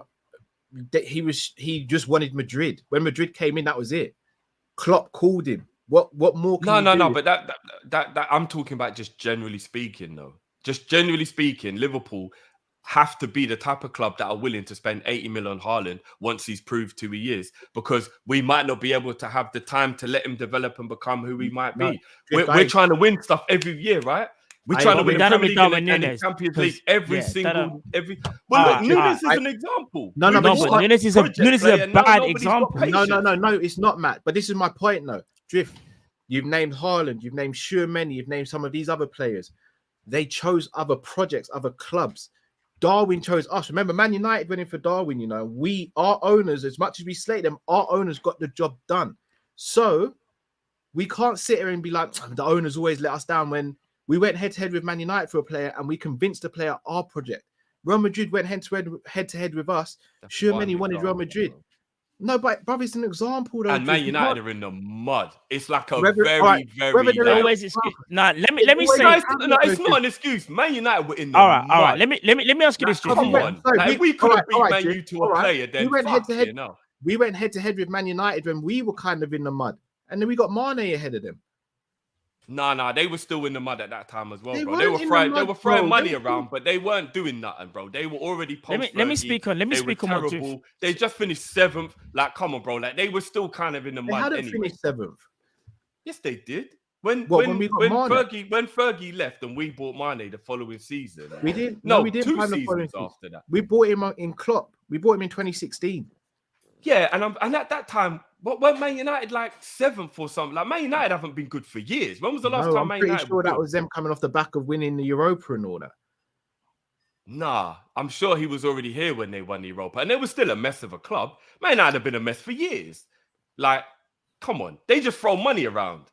Let me speak on this. Let me speak on the Bellingham thing. Yeah. All right. So everyone seems to think that Bellingham wouldn't have shined because he wouldn't play a load of games at Liverpool. Yeah. But one of his main traits is his mentality. I'm not even just saying this. Man, like Rio Ferdinand has even said, and again, like ex-players will look at him and go, he plays well beyond his years, isn't it? His mentality is probably what drives him to the top. So that's the first thing that I want to point out, that he's maybe different from others. Second, I'll give it a prime example as to why you don't need to play every game to kind of reach your potential that people are forgetting. Because, Drift, you can talk about how Bellingham might need X amount of games. But I look at a man like Phil Foden, bro. Phil Foden didn't play all the games in the world, bro. Phil Foden was in rotation. Phil Foden wasn't loaned out, though. He stayed at Man City and was competing with the likes of David Silva, Kevin De Bruyne, and the rest of the crew, and was still managed to shine, and is still shining now. That is a prime example. No, let me learn. That's a prime example of someone who, if they are good enough and your mentality is right, you don't need all the minutes in the world. We need to say that because we're thinking, maybe he needs more minutes because he's just not there yet. Bro, there are some players that when they are that good, they shine. Phil Foden shining. Phil Foden, one of the best young players in world football. What are we going to sit here and say Phil Foden played more minutes than Kevin De Bruyne and Gundogan to reach his potential? No, he didn't do that. True. But you so why does that have to factor into Bellingham? Because Bellingham, what a lot of pundits say, they talk about his mentality. His mentality is what drives him to who he is now. He's playing above his years. So I can't understand like how when it comes to Bellingham, he has to play. What's to say he's not going to be like a Foden? And that's why my whole overall point was calculated risk, because I said everybody knows he's going to make it to the top because his mentality is what driving him through. So answer me that then, please. Someone answer me that. No, sorry. So this is even though what you said is true. You named the guy who won the lottery on his first play. No, but nobody. How many times does that happen? No, I'm giving an example. Are we really going to do this? So Matt, what I'm trying to say is what you're saying is true. What I'm saying is no. But sorry, Cal, just quickly. What you're saying is true, but what I'm also saying is you're forgetting about the other side, though. So I'm not even disagreeing with what you're saying, Drew. But what I'm saying is, there's other players that mentality take them to that next level. We can't just think every player needs 50 million games to get to where they need to get to. Some players only need a few games and the coach will go, "You're that guy." Just like when Pep saw Foden, he knew he was that guy straight away. Yeah, but that's why they sent him out on loan. All right, but the difference, Matt. So this is where I agree with Drift. You see, when Drift says you need to have a 22-man squad with bare ballers, and then you can have the 4 or the 3 or 4 to supplement. That's where you're going with that, because Foden was one of that 3 or 4 to supplement the 22. But you know the difference about Foden? Foden never. You see, when I watch Foden, yeah, Foden never got carried in the game. You know, Foden could hold his own. So when we talk about how big the squad is, he got eased in, Matt, because they had so many midfielders and attackers that could do a job on a regular basis. Bro, whether he got eased in or not, he didn't get the same amount of minutes as others to kind of make their name. He had to just get. Let me land. He had to get the minutes that was offered to him and make the best that he could, and he done that. That's why I'm saying there's no reason as to think why Jude couldn't do that either. Because what it shows you is that when your mentality is right and you have the talent, you can do that. You don't have to pay 50 million games for the club to go, I think he's the right player. Sometimes you just have it. Bro. Sorry, Techers Dave kind of took what I was going to say next. Curtis Jones has kind of been eased in, and it's not gone right. But that's the drift, not to me. No, but that's what I'm saying. It works both ways. So no, it is to you, bro. Because you're saying less minutes than a guy can.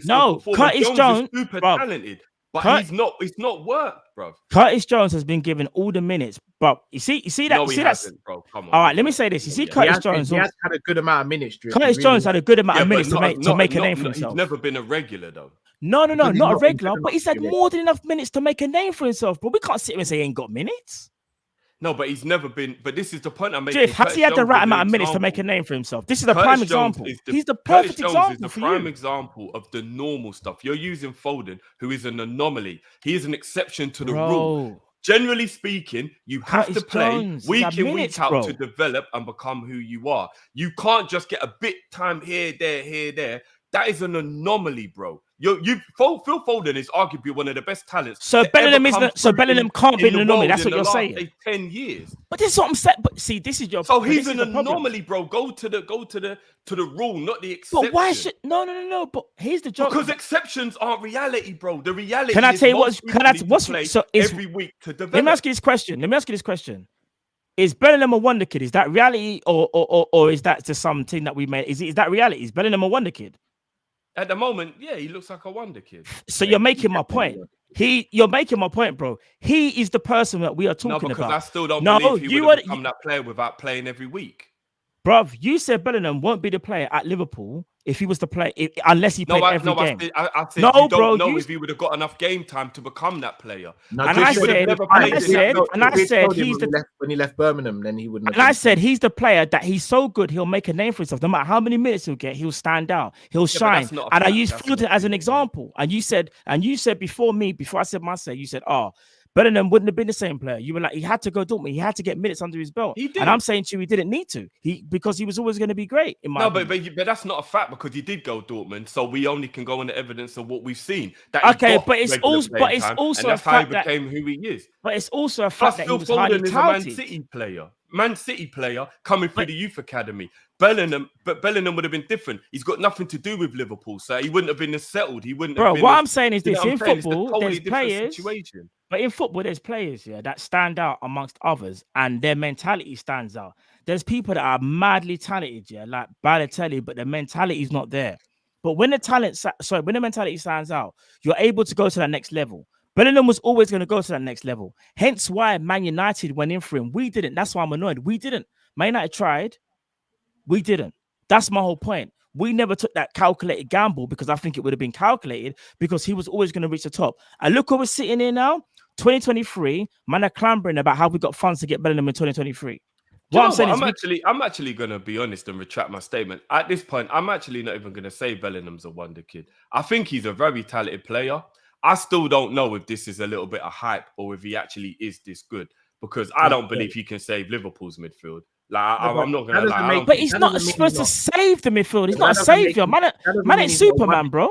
That doesn't mean he's not a wonder kid. That just means we have more. No, but not if. All right. Let's not do it on the save Liverpool. I'm still 50-50 on whether Bellingham is actually as good as what all this hype is making. All right, him let out me to ask be. you this. I Even if need a little bit more evidence. all right, so to know even whether if I'm gonna say who he this is, though, this and guy. Liverpool fans won't like me saying this, but I'm just gonna say it anyway.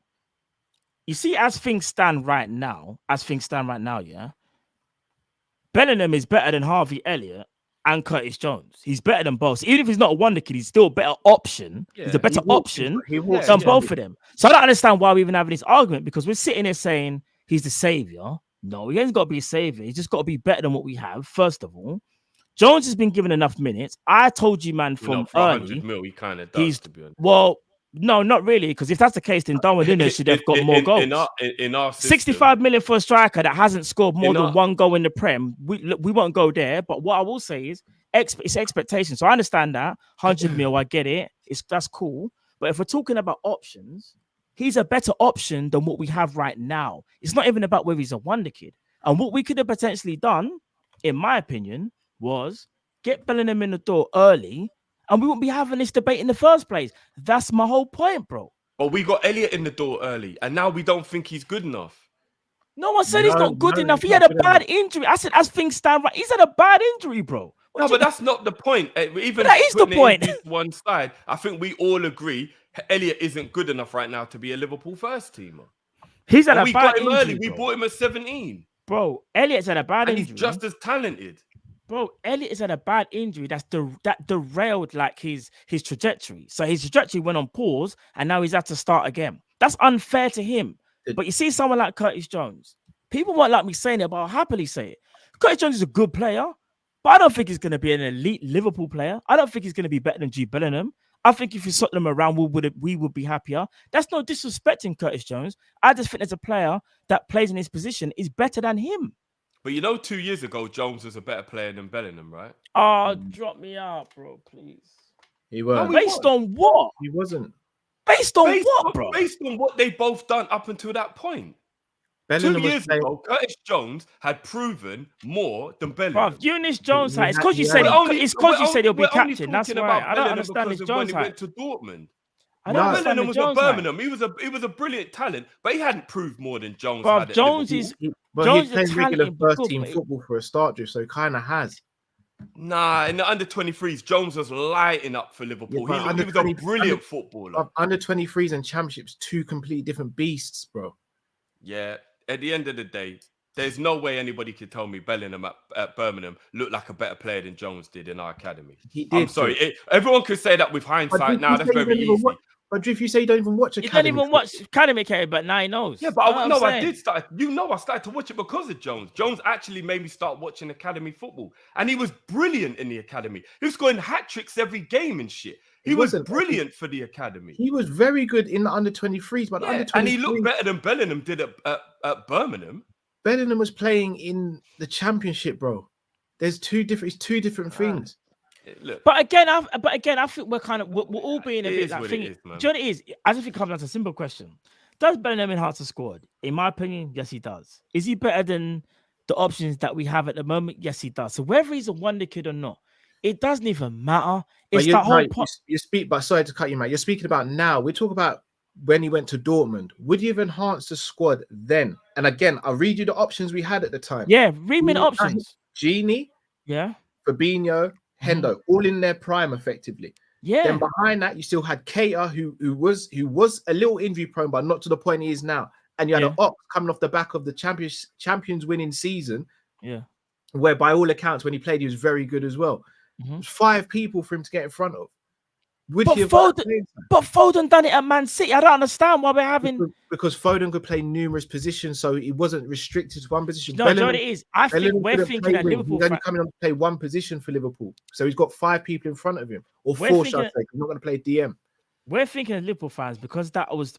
Remember, we're going off memory. We're going off what has happened. So we're going off about this is what we use. This is who we played. So it's hard to even think about. Would we have used rotations back then? But one thing we can all surely agree. If we would have signed my man back then, he enhances the squad. And do you know some mad? Certain man might not even be here now, like a Curtis Jones, because we would have had Bellingham. And all I'm saying is this year, I'm using an example because I think Bellingham is special. Foden is a special player. He plays for Man City. Foden didn't go out on loan. Foden stayed there. Foden had to go up against all your the KDBs, the Gundawans and whatever, and Fernandinho's. That midfield was packed out. Even the wingers were packed out at that time. They were packed out. Their man had Sane back then, if I'm not mistaken. So Foden found it really hard to get game time. If I remember correctly, bro, they'll bring on Foden with like 10 minutes to go. He didn't really play that much, but he stuck around and he showed Pep what he's about. All I'm saying is, whether it would have happened or not, because we know our manager is a bit different, but I think his talent, in my opinion, would have shined with Bellingham to the point where he couldn't have been ignored. He might not have played every game, bro, but he would have played some games. And I think he would have made an impact, in my opinion. And I think these are the calculated gambles, or should I say calculated risk, I say, that I think we should do a bit more often. Because again, I could see it, you all could see it, but Liverpool didn't see it. And we can't just sit here and say just Dortmund, because Man United heavily tried to get him, which means we should have tried ourselves, but we will monitor FC. I'll leave it there, bro. All right, so Drift, on the flip side, because I kind of sit in between where both of you guys are. Drift, you're against the idea. Matt, you're fully for the idea. Me personally, I think you still got to pick and choose, but I do think a loan option can be good as well, or building up a partnership with another team. But how do we bridge this gap then? Because let's be honest, our fan base isn't that patient. We aren't. We've seen it with the likes of Kabak and all these other players. We're not a patient fan base. We want to win now because we've kind of been starved from winning a lot of things over some years. You're looking at players like Martinelli, who went to Arsenal. You're looking at players like Salcedo that everyone wants now, and he's only played a handful of games at Brighton. How do we then change this approach then? Because at the moment, we can't go in for the elite players and match the likes of Real Madrid, PSG, Man City, Man United for funds and things like that. But at the same time, we're not in a position where we can go to a player who's a Bellingham level right now and be like, yeah, come to Liverpool and you'll get enough minutes, because they won't. They simply won't. And you only have to look at Harvey Elliott. Harvey Elliott's playing now because we are short in a position, not because of his talent. Like, there's a big difference. It's not because Harvey Elliott is completely outshining everyone while he's playing. He's playing because the rest of the boys in that position are just letting everything down or injured. So how do we bridge that gap? Where's the happy medium for Liverpool to get it right?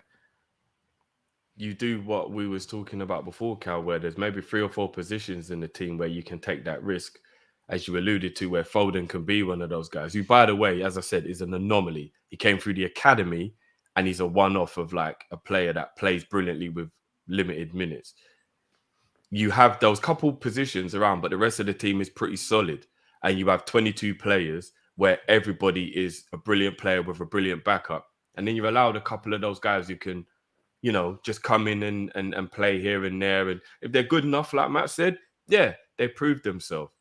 That's how you do it. That is the happy medium. But what that does, and I don't want to bring up FSG, but what that does is it means you have to have owners that are willing to just fund the squad to get it to that point.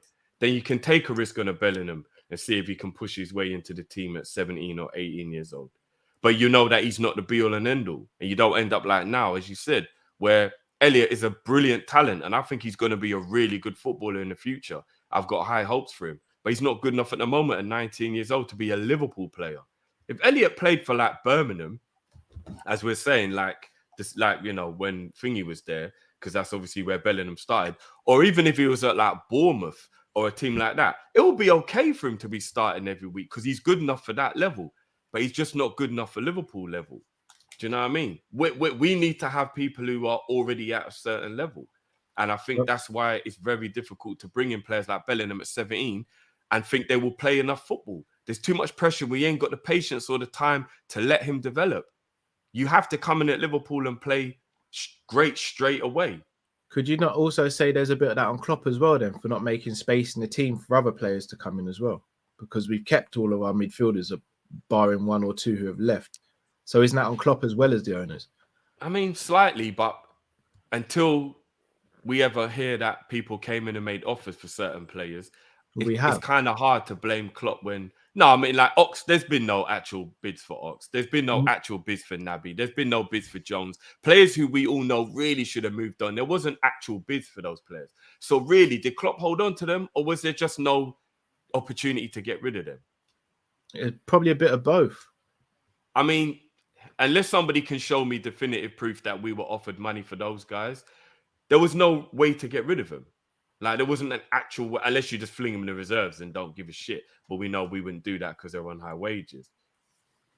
Now, we couldn't even get rid of Carriers because we wouldn't just like write off his wages. Like, he actually stayed around till his contract ended because we'd rather pay him and he's in the squad than just write it off. Carriers is a very different one, though. I think Carriers is the exception to that because of what's happened to him in his career and all that. Whereas you look at others, with all due respect, I genuinely believe if we wanted to actively sell Naby, Ox, and a couple of these other players, we could have. Curtis Jones, if I'm not mistaken, was highly... proof in that, though, bro? No, but there's no proof in what you're saying in terms of the owners aren't doing anything either. So it can't be... No, I'm not saying the owners aren't doing anything. I'm saying the proof is nobody made a bid. And if no one makes the bid, how do you get rid of the player? No, someone came in for Curtis. I was going to say, I think Aston Villa tried to get Curtis Jones. Yeah, they tried. Steven Gerrard tried to get Curtis Jones. When was this? In the summer. This summer in I'm pretty sure in January he made a move for it, or was speaking. That was bro. Well, you lot need to send me that because I've never heard that ever. They were trying to get Curtis Jones, bro. We'll send me that then so I can see that. I've never heard anybody said it in the chat as well. Apparently, we were offered good money for Curtis Jones and it was turned down. Send me the articles. I've never heard anything about that, but that's still just one player. There's loads of players in the squad that if people don't make offers, how'd you get rid of them? Unless you've got Chelsea or Man City owners that are ruthless and we just sign you off. Who cares? We need to improve the squad, which our owners would never do. Because remember, I said it. Ox is my guy. I love Ox, but we should have just said, Ox, do you know what? If you don't go, you're just going to sit in the reserves. We're not going to register you. Unfortunately, you're just not good enough. That's the manager's job to do that, not the owners. Nah, it's the owners because the manager can't do that unless the owners give him permission. Because unless the owners give him permission to waste money effectively, he can't do that. Klopp cannot waste FSG's money like that. No, he can't. It's not his job. The owners give that responsibility to the manager because the manager is the one who registers the players, bro. So you're telling me that you believe FSG would let Klopp put him on 130, 140 grand a week in the reserve, say you're playing under 23 football for the rest of the year because I don't think you're good enough, bro, and just waste money on a player. You know? Come on, man. That's the owners. No. You're missing a big thing here, though. No, but it's called liaising with the people above. No. You lot just said Klopp can do that. No, he can't. Not without the owner's permission. Hold on a minute. Hold on. Without the owner's permission. That's a waste of money. Bro, so how can the owners supersede Klopp and say, right, tell him he's not playing anymore? Yeah. It doesn't work. They tell Klopp to manage that situation. That's not what I said. That's why he's the manager. I said, unless you have owners who are willing to just write money off for players who won't play, like Chelsea and Man City have done in the past, where they'll literally tell somebody, like this is just a random example, like Wisdom Bogarde, for example, who was on big wages. He fell out with a manager and the owners are like, do you know, if you don't want to play him, he's being a dickhead, just put him in the reserves then and we'll write that off. Unless you've got owners who are willing to actually do that, the manager can't just go, get in the reserves, I'm not playing you. Because the owners will be like, nah, there's way too much money we're paying this player. What are you doing? You have to get permission from the owners to do that. All right, let me ask you. No, hold on. What about Sacco? You did that with Sacco? Yeah, and then we sold him. Yeah, but he still did it with Sacco, bro. Yeah, but it wasn't for a whole season. It was for like a couple of weeks, and then we sold him and got money for him. It wasn't for a couple of weeks, bro. It was like half the season. Yes, it was. It was pre-season, bro. No, it wasn't, Drift. It was about half the season. And so you're telling me, yeah, that in that scenario, Sacco was just sitting in the under-23s doing nothing, wasting money. No, it wasn't. Hold on, what about Ben Davies? When he's just sitting there doing nothing? No, hold on. We don't know the mystery of Ben Davies. No. We just got to keep it right. We don't know the mystery of Ben Davies. Pre-season, Sacco did what he did, got in trouble, and Klopp actively tried to sell him and told him he ain't playing for Liverpool again, effectively. No one came in for him. Sacco played up until January in the under-23s and then was sent on loan to Crystal Palace for the second half of the season. I don't remember him playing in the under-23s. I'm telling you. No, he was there in the under-23s, bro. He was there. Sacco was there. I don't remember. For a whole 6 months, Sacco was... Bro, Sacco... I don't remember that. But it hurt me. Sacco was there, bro. He was there sitting. I remember him being on our bench, not getting game time. I don't remember. We was having conversations. He wasn't even on the bench. He wasn't allowed to be on the bench, bro. He had to train with the unders, fam. All right. If Klein was another one. He was on my Snapchat, funny enough, Sacco. And Sacco used to Snapchat about how he's not allowed. Bro. Plus, even if you lot are right, and I'll succeed if I'm wrong, Them man there weren't on 140 grand a week, were they? Saka was on about 100 grand a week. Was he really though? Yeah, he was on B still, bro. Right, fair enough. But again, how can the owners turn around to Klopp and be like, all right, here's a prime example. The owners weren't going to give Hendo a new contract. Klopp stepped in. Hendo got a new contract. No, we're not going to do that because he didn't want Thingy to go and Genie to go when Genie went. So we don't know with all that stuff, do we? Plus, Hendo never got a pay rise. Regardless of him getting a pay rise or not, he still got an extension. Yeah, but it was on the same money. We've only had problems with contract extensions where people want more money. But the premise still remains the same. If we need to make space in the squad, it is Klopp who has to do that, not the owners. No, of course it's Agreed. Klopp. But Klopp can't just fling Ox in the under 23s and waste 140 grand a week without the owner's permission. Bro, Klopp has the because ability. you can't just waste money like that. The So owners can't just waste money like that. All right, so wasn't it a waste then when Klopp was benching Ox and not bringing him on at all? Yeah, of course it's a waste. So what's the difference? Because he was still registered in the squad and sitting on the bench. There's a big difference between that and unregistering him and just throwing him in the reserves. Bro, he was in normal clothes, bro, sitting there, not on a match day squad. There was a lot of times when he was on the bench. He just weren't. No, playing. he wasn't. No, there were times he wasn't in the match day squad for many weeks and was sitting in his own clothes. No, but there was times when he was. But there was times when he was, isn't it? Bro, plus, that's halfway through the season. It's a bit different. But regardless, if you're still throwing away money, if that's the case, though, you're just going to the man. You're on 120 grand a week, but you can just sit in your clothes because you're not playing. But he was already registered at that point, so it's different. So that's halfway even through the worse. season, and he's already registered. That's no, it's even not. Worse. No, it's not because he's already registered, and you're halfway. The through owners the are going to be more pissed off if you registered a player not going to play him, bro. Whatever's happened has happened, innit? But I'm telling you now, if people had got injured, Ox would have played because he was a registered player. Bro, I'm telling you, injured and he didn't play. We underestimate the power of Jurgen Klopp. Where we got desperate. We didn't get desperate. Bro, if we got desperate, Ox would have played. Bro, I think we got to do this. I think one thing we have to stop on here is this narrative about obviously FSG like control like financial sides, but in terms of like man management day to day, that's the manager. That's not FSG, bro. All right, that is Jurgen Klopp. He can waste money without permission from the owners. No, it's not even about that. But when if Klopp says you sit in the stands, you sit in the stands. Man ain't got to call up Mike Gordon and be like, "Yo, Mike, I'm gonna sit with him in the stands." You know, no, that's not what I said. You ain't got to do none of that. You ain't got to call up Tom Werner. To unregister a player, tell him you're not wasting a squad number on him because you need it for other players, and tell him he's playing reserve football if he doesn't leave the club. It's not something that Klopp could do without asking the owners if it's okay. Because that's 140 grand a week being wasted every week, and we ain't rich like that. We ain't that type of club. But we are not that type of club. No, but these things kind of going around and not playing him.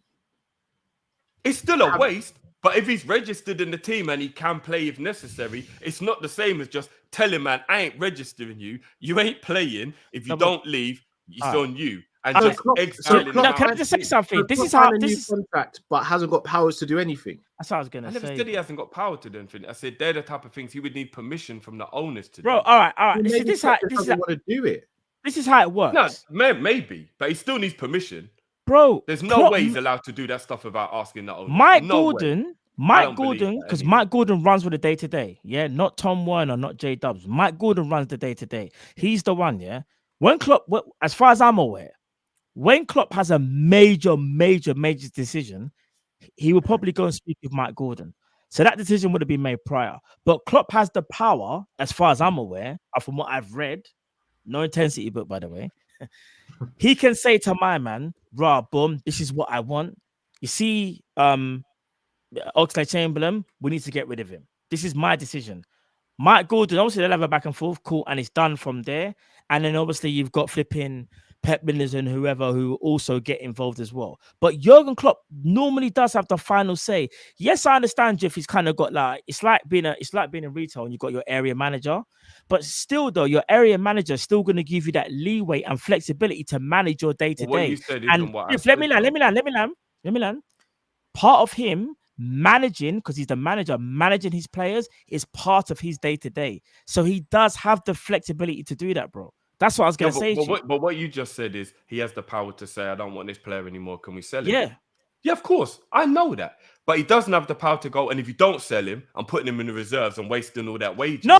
He can do that. Totally But that's at his discretion. Of course, he can do that. Whether it comes back on him or not is another thing. But that's the point I'm making. So if nobody offers any money for Ox, and we don't have a seller, then Ox has to stay in the squad because we can't just waste money like that. If the whole point is, if he wants to, he can do that. Whether he gets in trouble or not is another thing. But the bottom line is, if he actually says, Mike Gordon, Oxlade-Chamberlain, he's not in my matchday squad, I'm not playing him. I don't really care what you do, what you guys have to say. I'm not playing him. Bruv, he can do that. There's nothing stopping him from doing that. That's what we're trying to say. He can do that, but of course he can. He's the manager. He manages the situation. The manager has to run by the rules set by the owners of the club. But he doesn't just get to do what he wants when he wants. You don't know the rules that have been set, bro. Neither do you lot. That's the point I'm making. You lot acting like what I'm saying can't be the truth. All right, but you always say go on the basis of history of what the owners do. I'm going on the basis of what Klopp's done. When Klopp don't want a player, he either sells them, and if he doesn't sell them, then they don't play. They're not in the registered squad. But all the clubs he sold, obviously, there was a club interested. That's why we were able to sell him. Who's interested in the players Nathaniel Klein? No one was interested in Nathaniel Klein. But Klein left for free out the back door after a bad injury. That's like, come on, that's like a weird situation. A bad injury, Drift. He wasn't after a bad injury. Bruv, that's why Trent played, because he was out for nearly... He went injured, bro. You know what happened. He was out for nearly a year with an injury, which is why Klein went injured, bro, when he left Liverpool. He was... But he was injured when all the problems happened, right? Klein was a first teamer, got injured, and was out of the club for a year through injury. Trent came in, and then whatever happened, we will never know what happened. That's not a scenario that's comparable with someone like Naby Keita, who's of a high value to the club, who we don't want to sell for cheap and isn't good enough to be here. There's been nobody really come in and offer any money. And the situation is, eventually he turned around and went, yeah, I'm not happy with my situation at Liverpool. If somebody had offered money for Naby, we would have sold him. But nobody did.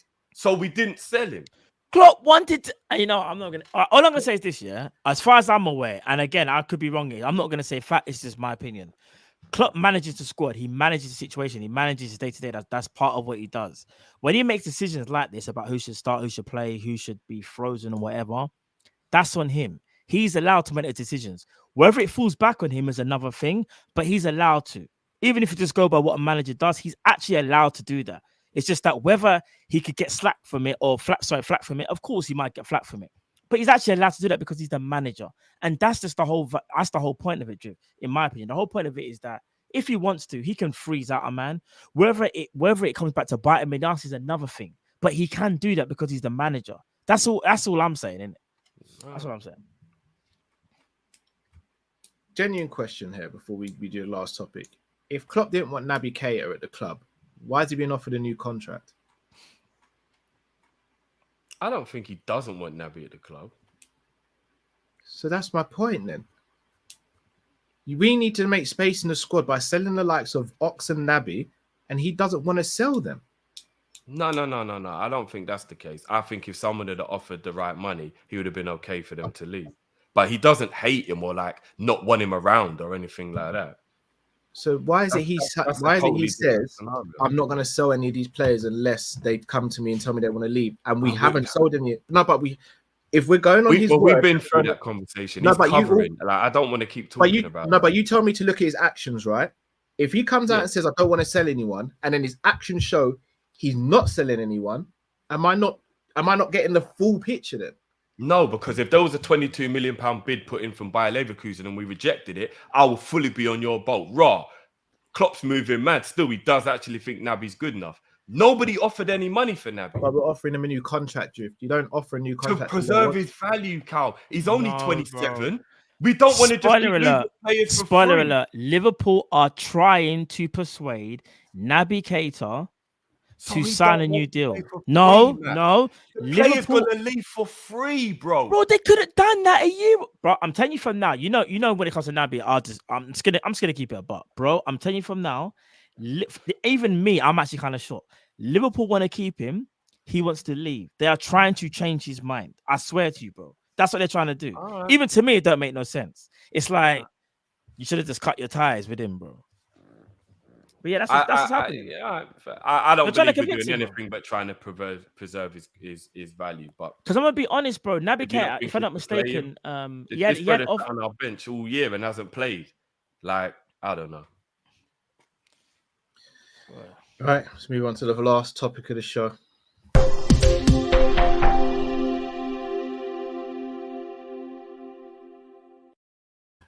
It wouldn't be Liverpool Football Club if we weren't linked with a midfielder or a new midfielder every single day. And we have been linked with more yet again. So, Matt Drift, I'm going to mention the name, and I just want a yes or no for do you think the link is realistic, and a yes or no if you'd want them at Liverpool. Right. First player, Enzo Fernandez. Don't know enough about him.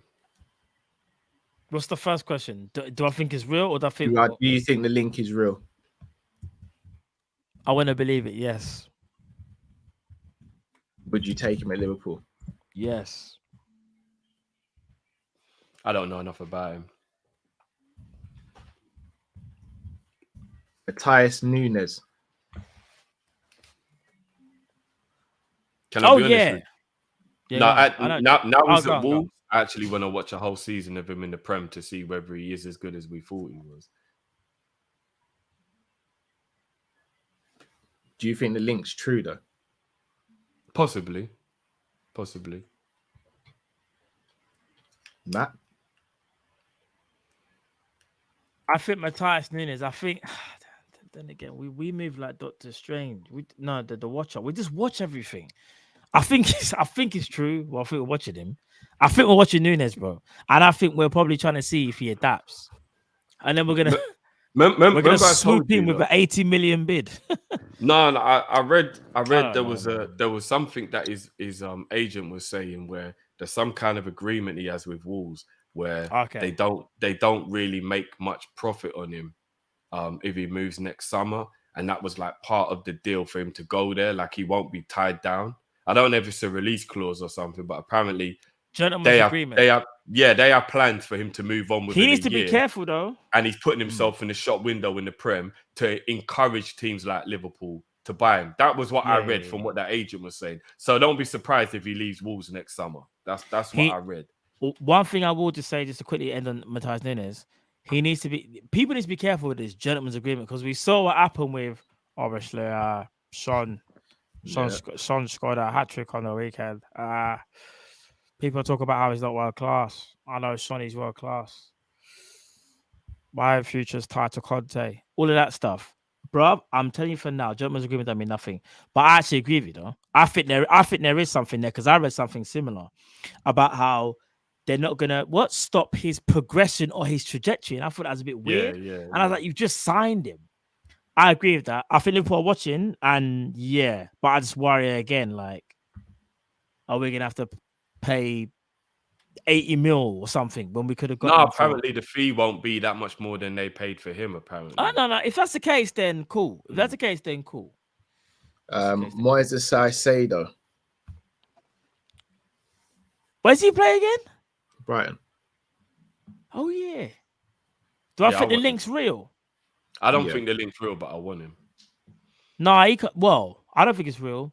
Not only that, he didn't he come out and say he wants to play for Chelsea? He wants to play for Potter. He'll go Chelsea, man. He said if Chelsea come in, I'm not gonna lie, bro. I don't think there's been much talk of Liverpool if he's talking about Chelsea that loud. Play for Potter still? Is that what he said? Yeah, bro. He said he would love to go Chelsea. He said if Chelsea say if Potter or something call him, he said he'll be there. He wants to be Kante's replacement at Chelsea, and it makes sense because Potter's there now. So yeah. So that's why I say no. You know, not just because he said that. It's because if Liverpool had spoken to him, he wouldn't be saying that. Okay. Them donuts are bright and hit you good. Ask Van Dijk. We move. Blackpool, you mean?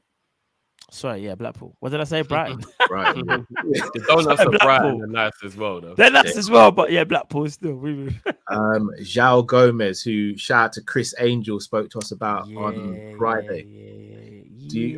I'm going to read a quote from him if this is not mistaken. No, it's the real quote.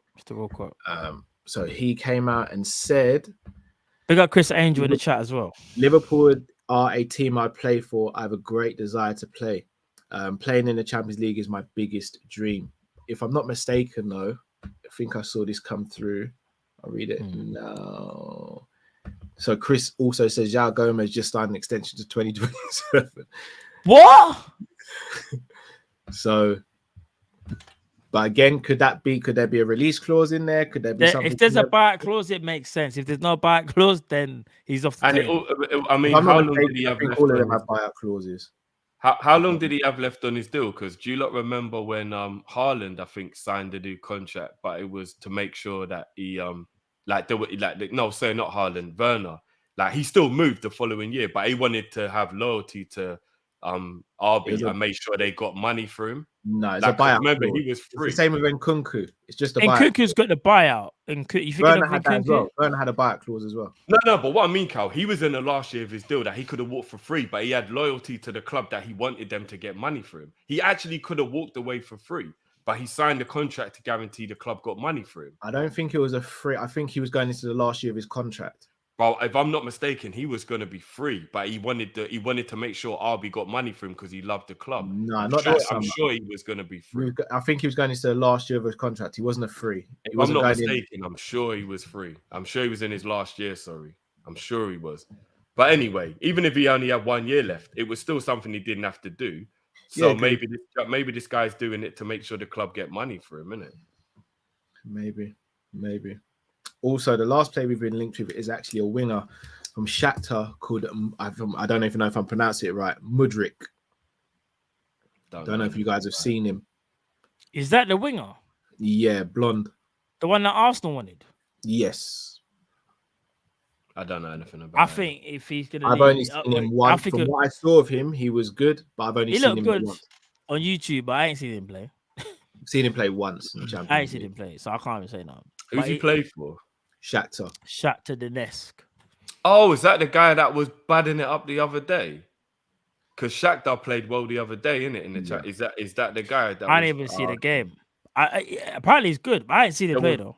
There was one youth that was badding it up for them the other day in the game. I can't remember who they were playing, but he was playing well in that game. Arsenal were heavily linked to him in the summer. I don't know anything. He goes Arsenal more than us though. So out of all those players, which of the midfielders would you guys want the most? Read the list one more time quickly. Just read the list one more time. The whole list. Enzo Fernandez, Salcedo, João Gomez, Matthias Nunes. Salcedo for me. Why Salcedo, Drew? Because I've seen more of him. I've seen that he's good in the Prem, and I think he's the type of energy that we need. Gomez does seem to be a player that would be brilliant for us, from what I've seen, and like even with Chris was saying he's good, so I'll definitely take his advice on that. But again, there is that, maybe it's become a cliche, but that little worry of adaptation from going from South American football to Premier League. Whereas with Salcedo, I already know in it, like I've witnessed that he's already like capable. So that's more why I would. To be fair, he's only played 14 games in the Prem in total. But he's been really good. So it's a bigger dose of me understanding that he would be maybe more capable of suiting Liverpool's play. That Gomez kid though sounds good. I ain't got no issue with him. Sounds good. I'm saying Enzo, because what we kind of need, he's got the qualities in it. He's good on the ball. He's techie with it. I like them type of players in it, and he's industrious as well. Argentinian, but I'm mistaken. He come from River Plate. I know what he's about, bro. I think for me, he kind of fits that mold what we're missing. And I also feel like value for money, he might be the best value for money as well, because I think Southsider playing in the Prem will cost a lot more because of the whole Prem tax thing. Yeah, so I'll go Enzo. Where does Enzo play on the wing? Did you say? No, he's an 8. He's an 8. This is Enzo's the 8. Enzo's the 8. He plays the 8. Yeah, I don't know much about him. The first guy and the last guy, I've never even really. He's good technical ability, bro. He's good, bro. He's good. I like him. I do like him. I can't lie. I would have names on that list. I would say he fits that. He kind of just fits that mold. I think he just seamlessly just goes on to that right or left hand side of midfield, bro. Like I can't even lie. And again, it's about combinations.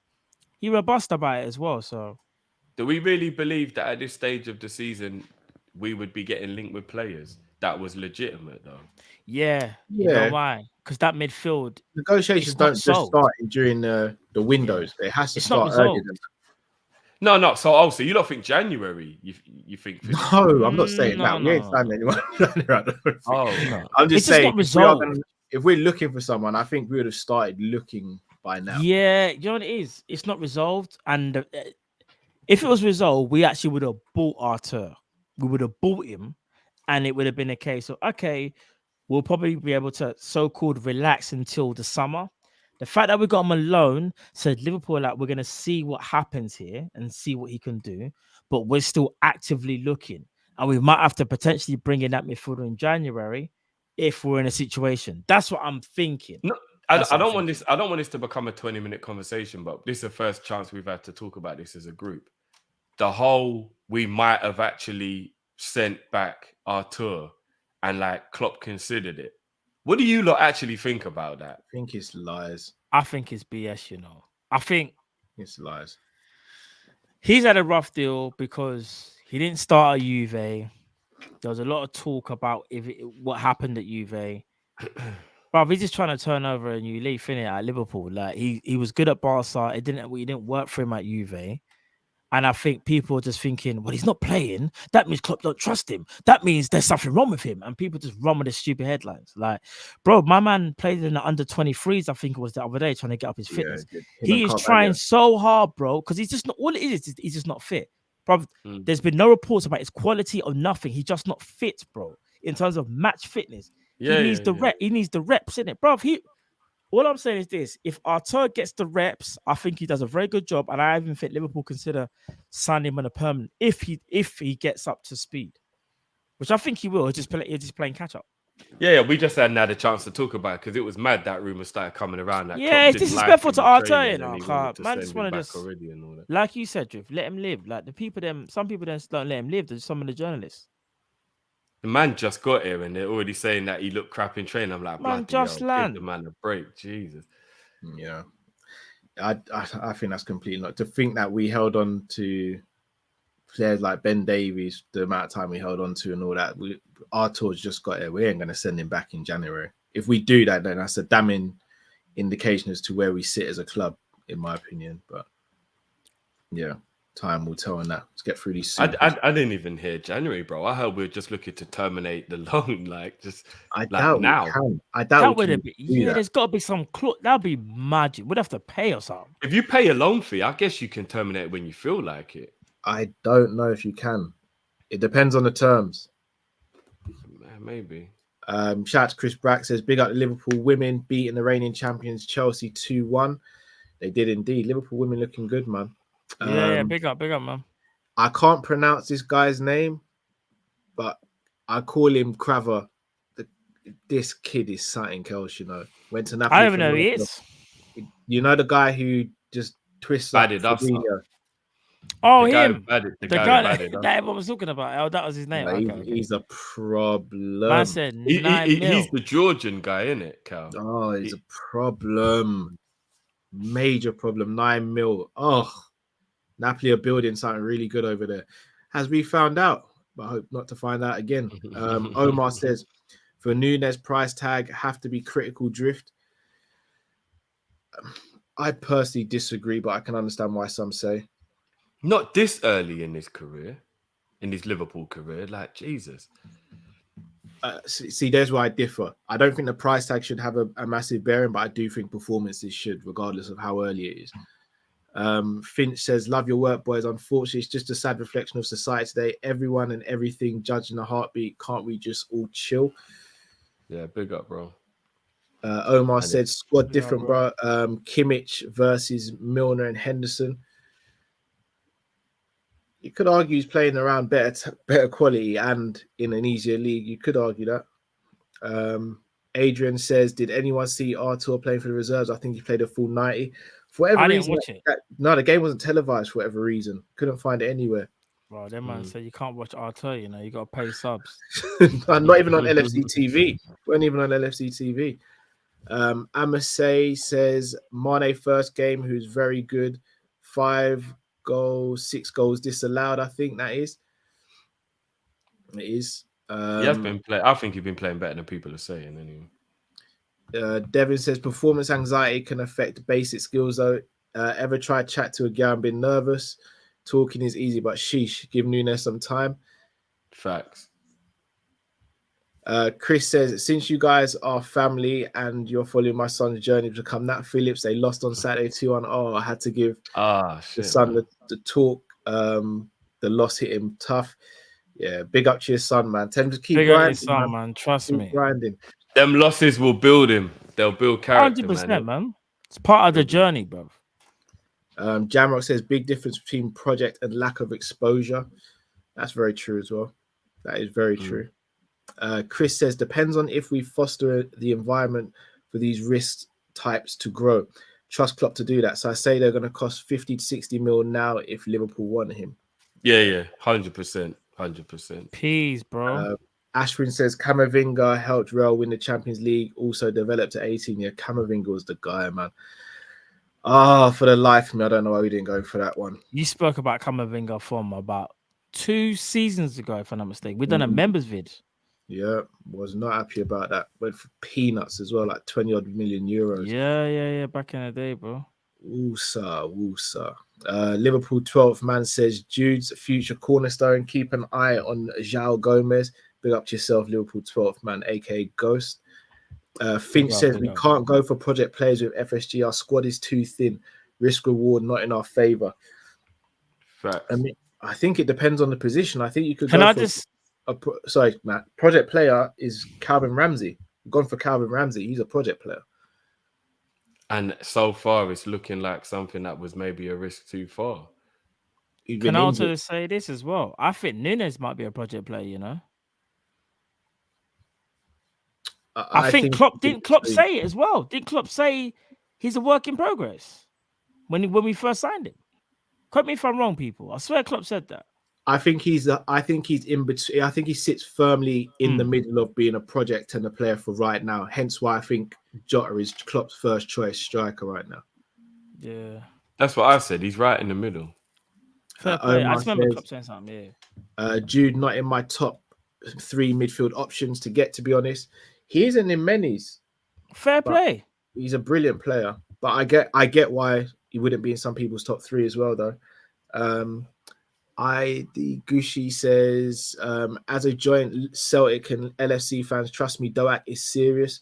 I've been hearing that. I don't know much about him. How do Barca, Chelsea, and United in their peak do it? I don't know, man. Well, to be honest, you could argue Barca do it, but not great, because look how many players like your Arturs and all that have kind of fallen by the wayside. Chelsea do it and then loan players out and then sell them for a high profit. Man United, I mean, Obertan, Anderson, what was the other brother that Fergie watched on YouTube and signed? Bebe. No, he didn't even watch him, Cal. He just got told by the scout. He'd never even seen him before. It works both ways again. Pimp in Distress, big up Pimp in Distress says, after our chats, even all stadium, medium and large shirts are gone, unless you're willing to wear female size 18 we're out of luck. Now you have a link. Yes, I can run with the 18 to 20 still. I could do it. It comes tapered as well, innit? I'll do it, man. Omar says Klopp and FSG equals complicated status on Facebook, no harmony. It seems like it. Sorry, Carl, I found it. I knew I wasn't going crazy. Just quickly, yeah. So Klopp, this is what Klopp says about Darwin Núñez. He has all the pieces we look for. He can set tempo, bring energy. He can threaten space from central and wide areas. He's aggressive and dynamic with his movement. And he also goes on to say he plays without fear. He's powerful. I know he will excite our supporters. It's important we all recognize we are getting a work in progress with Darwin. He recognizes that himself for sure. So yeah, but if you're in the middle, you are a work in process, isn't it? Like I said, bro, I wasn't going crazy. He's 23. He's not a project player at 23, but he's not the finished article either. So it's like he's in the middle. But work in progress is a project player. You didn't realize that? Nah, project player is Elliot and Carvalho. They're project players. No, it just depends on how ahead you are in your project. You're still a project player. Oh, well, then technically everybody's a project. Then Salah was a project when we bought him. No, Then I know what you're trying to. All right, Salah won a project, bro. But yeah, I thought we weren't going crazy. I just thought, the comments from Clark. I thought he said that. Stardays said best centre midfield summer window next year would be Bellingham and Neves. I hate to say it, I don't think we get more than one centre midfielder next summer. I think we get 2. I think we get 1. I think Carvalho becomes a centre midfielder permanently next summer. We get 1. We got a rough ride. I'm not going to lie. I don't actually believe in the next few years we're going to have a lot of fun or happiness, but that's just my opinion. Jordan says, favourite World Cup memories? For me, it's Ronaldo's 2 goals in the World Cup final in 2002.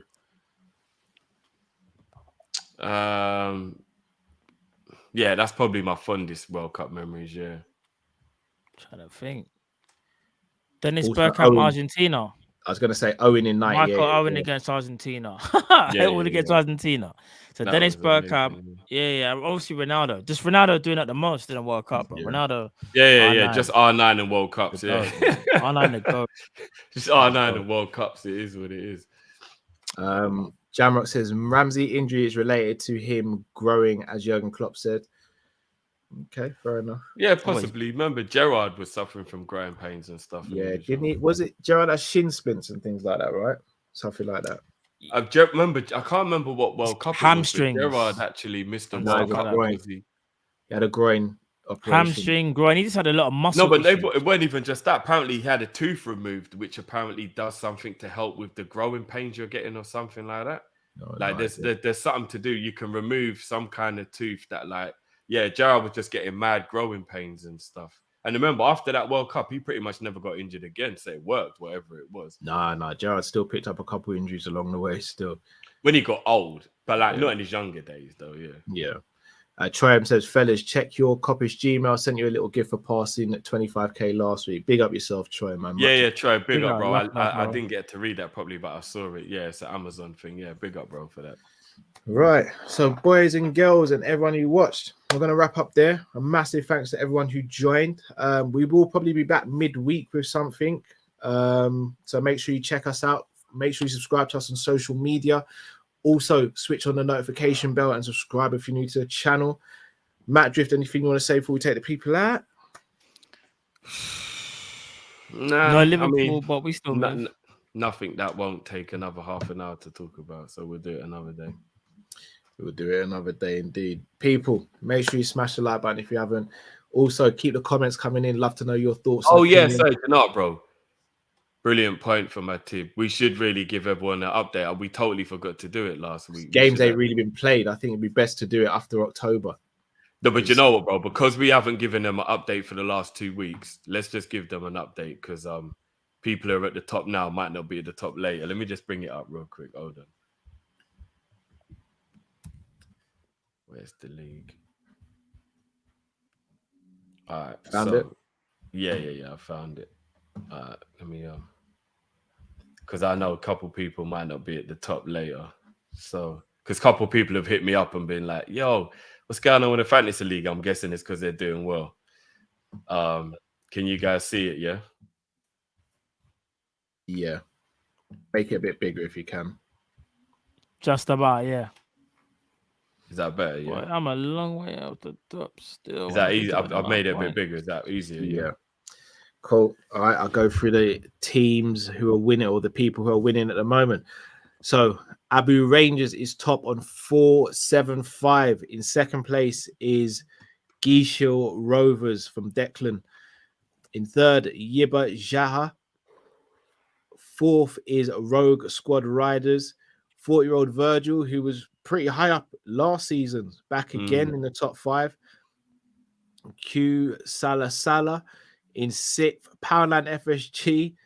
Hold on, 2 Poundland FSGs. What's going on here? whoa, this corruption is someone entered 2 teams here. I swear I said this. Yeah. I think someone might have. Father and son in 9th place. Goodfellas in 10th. Davison FC. Man like Fortune in 12th. Sorry. Mo Quinn, Salah unfortunately. Athletic 13th and title holders Sean in 14th, and round out the 15th spot is Hollandaise Sauce. So very tight up there. Big up to Abu Rangers at the top, man. Big up. Indeed. But massive week for Declan on 81 points. Also for 40-year-old Virgil and Rose Squad Riders who got 90. It's heightening up. Big up, man. Next update will be on the 1st of October. Well, week after the 1st of October fixtures. So we'll look forward to seeing whether you guys maintain your spots or there's new fish in the pond. People, thank you all for watching. Thank you for tuning in. Until we see you next time. Stay safe, stay blessed. We are Kopish and we're out, people. Take care.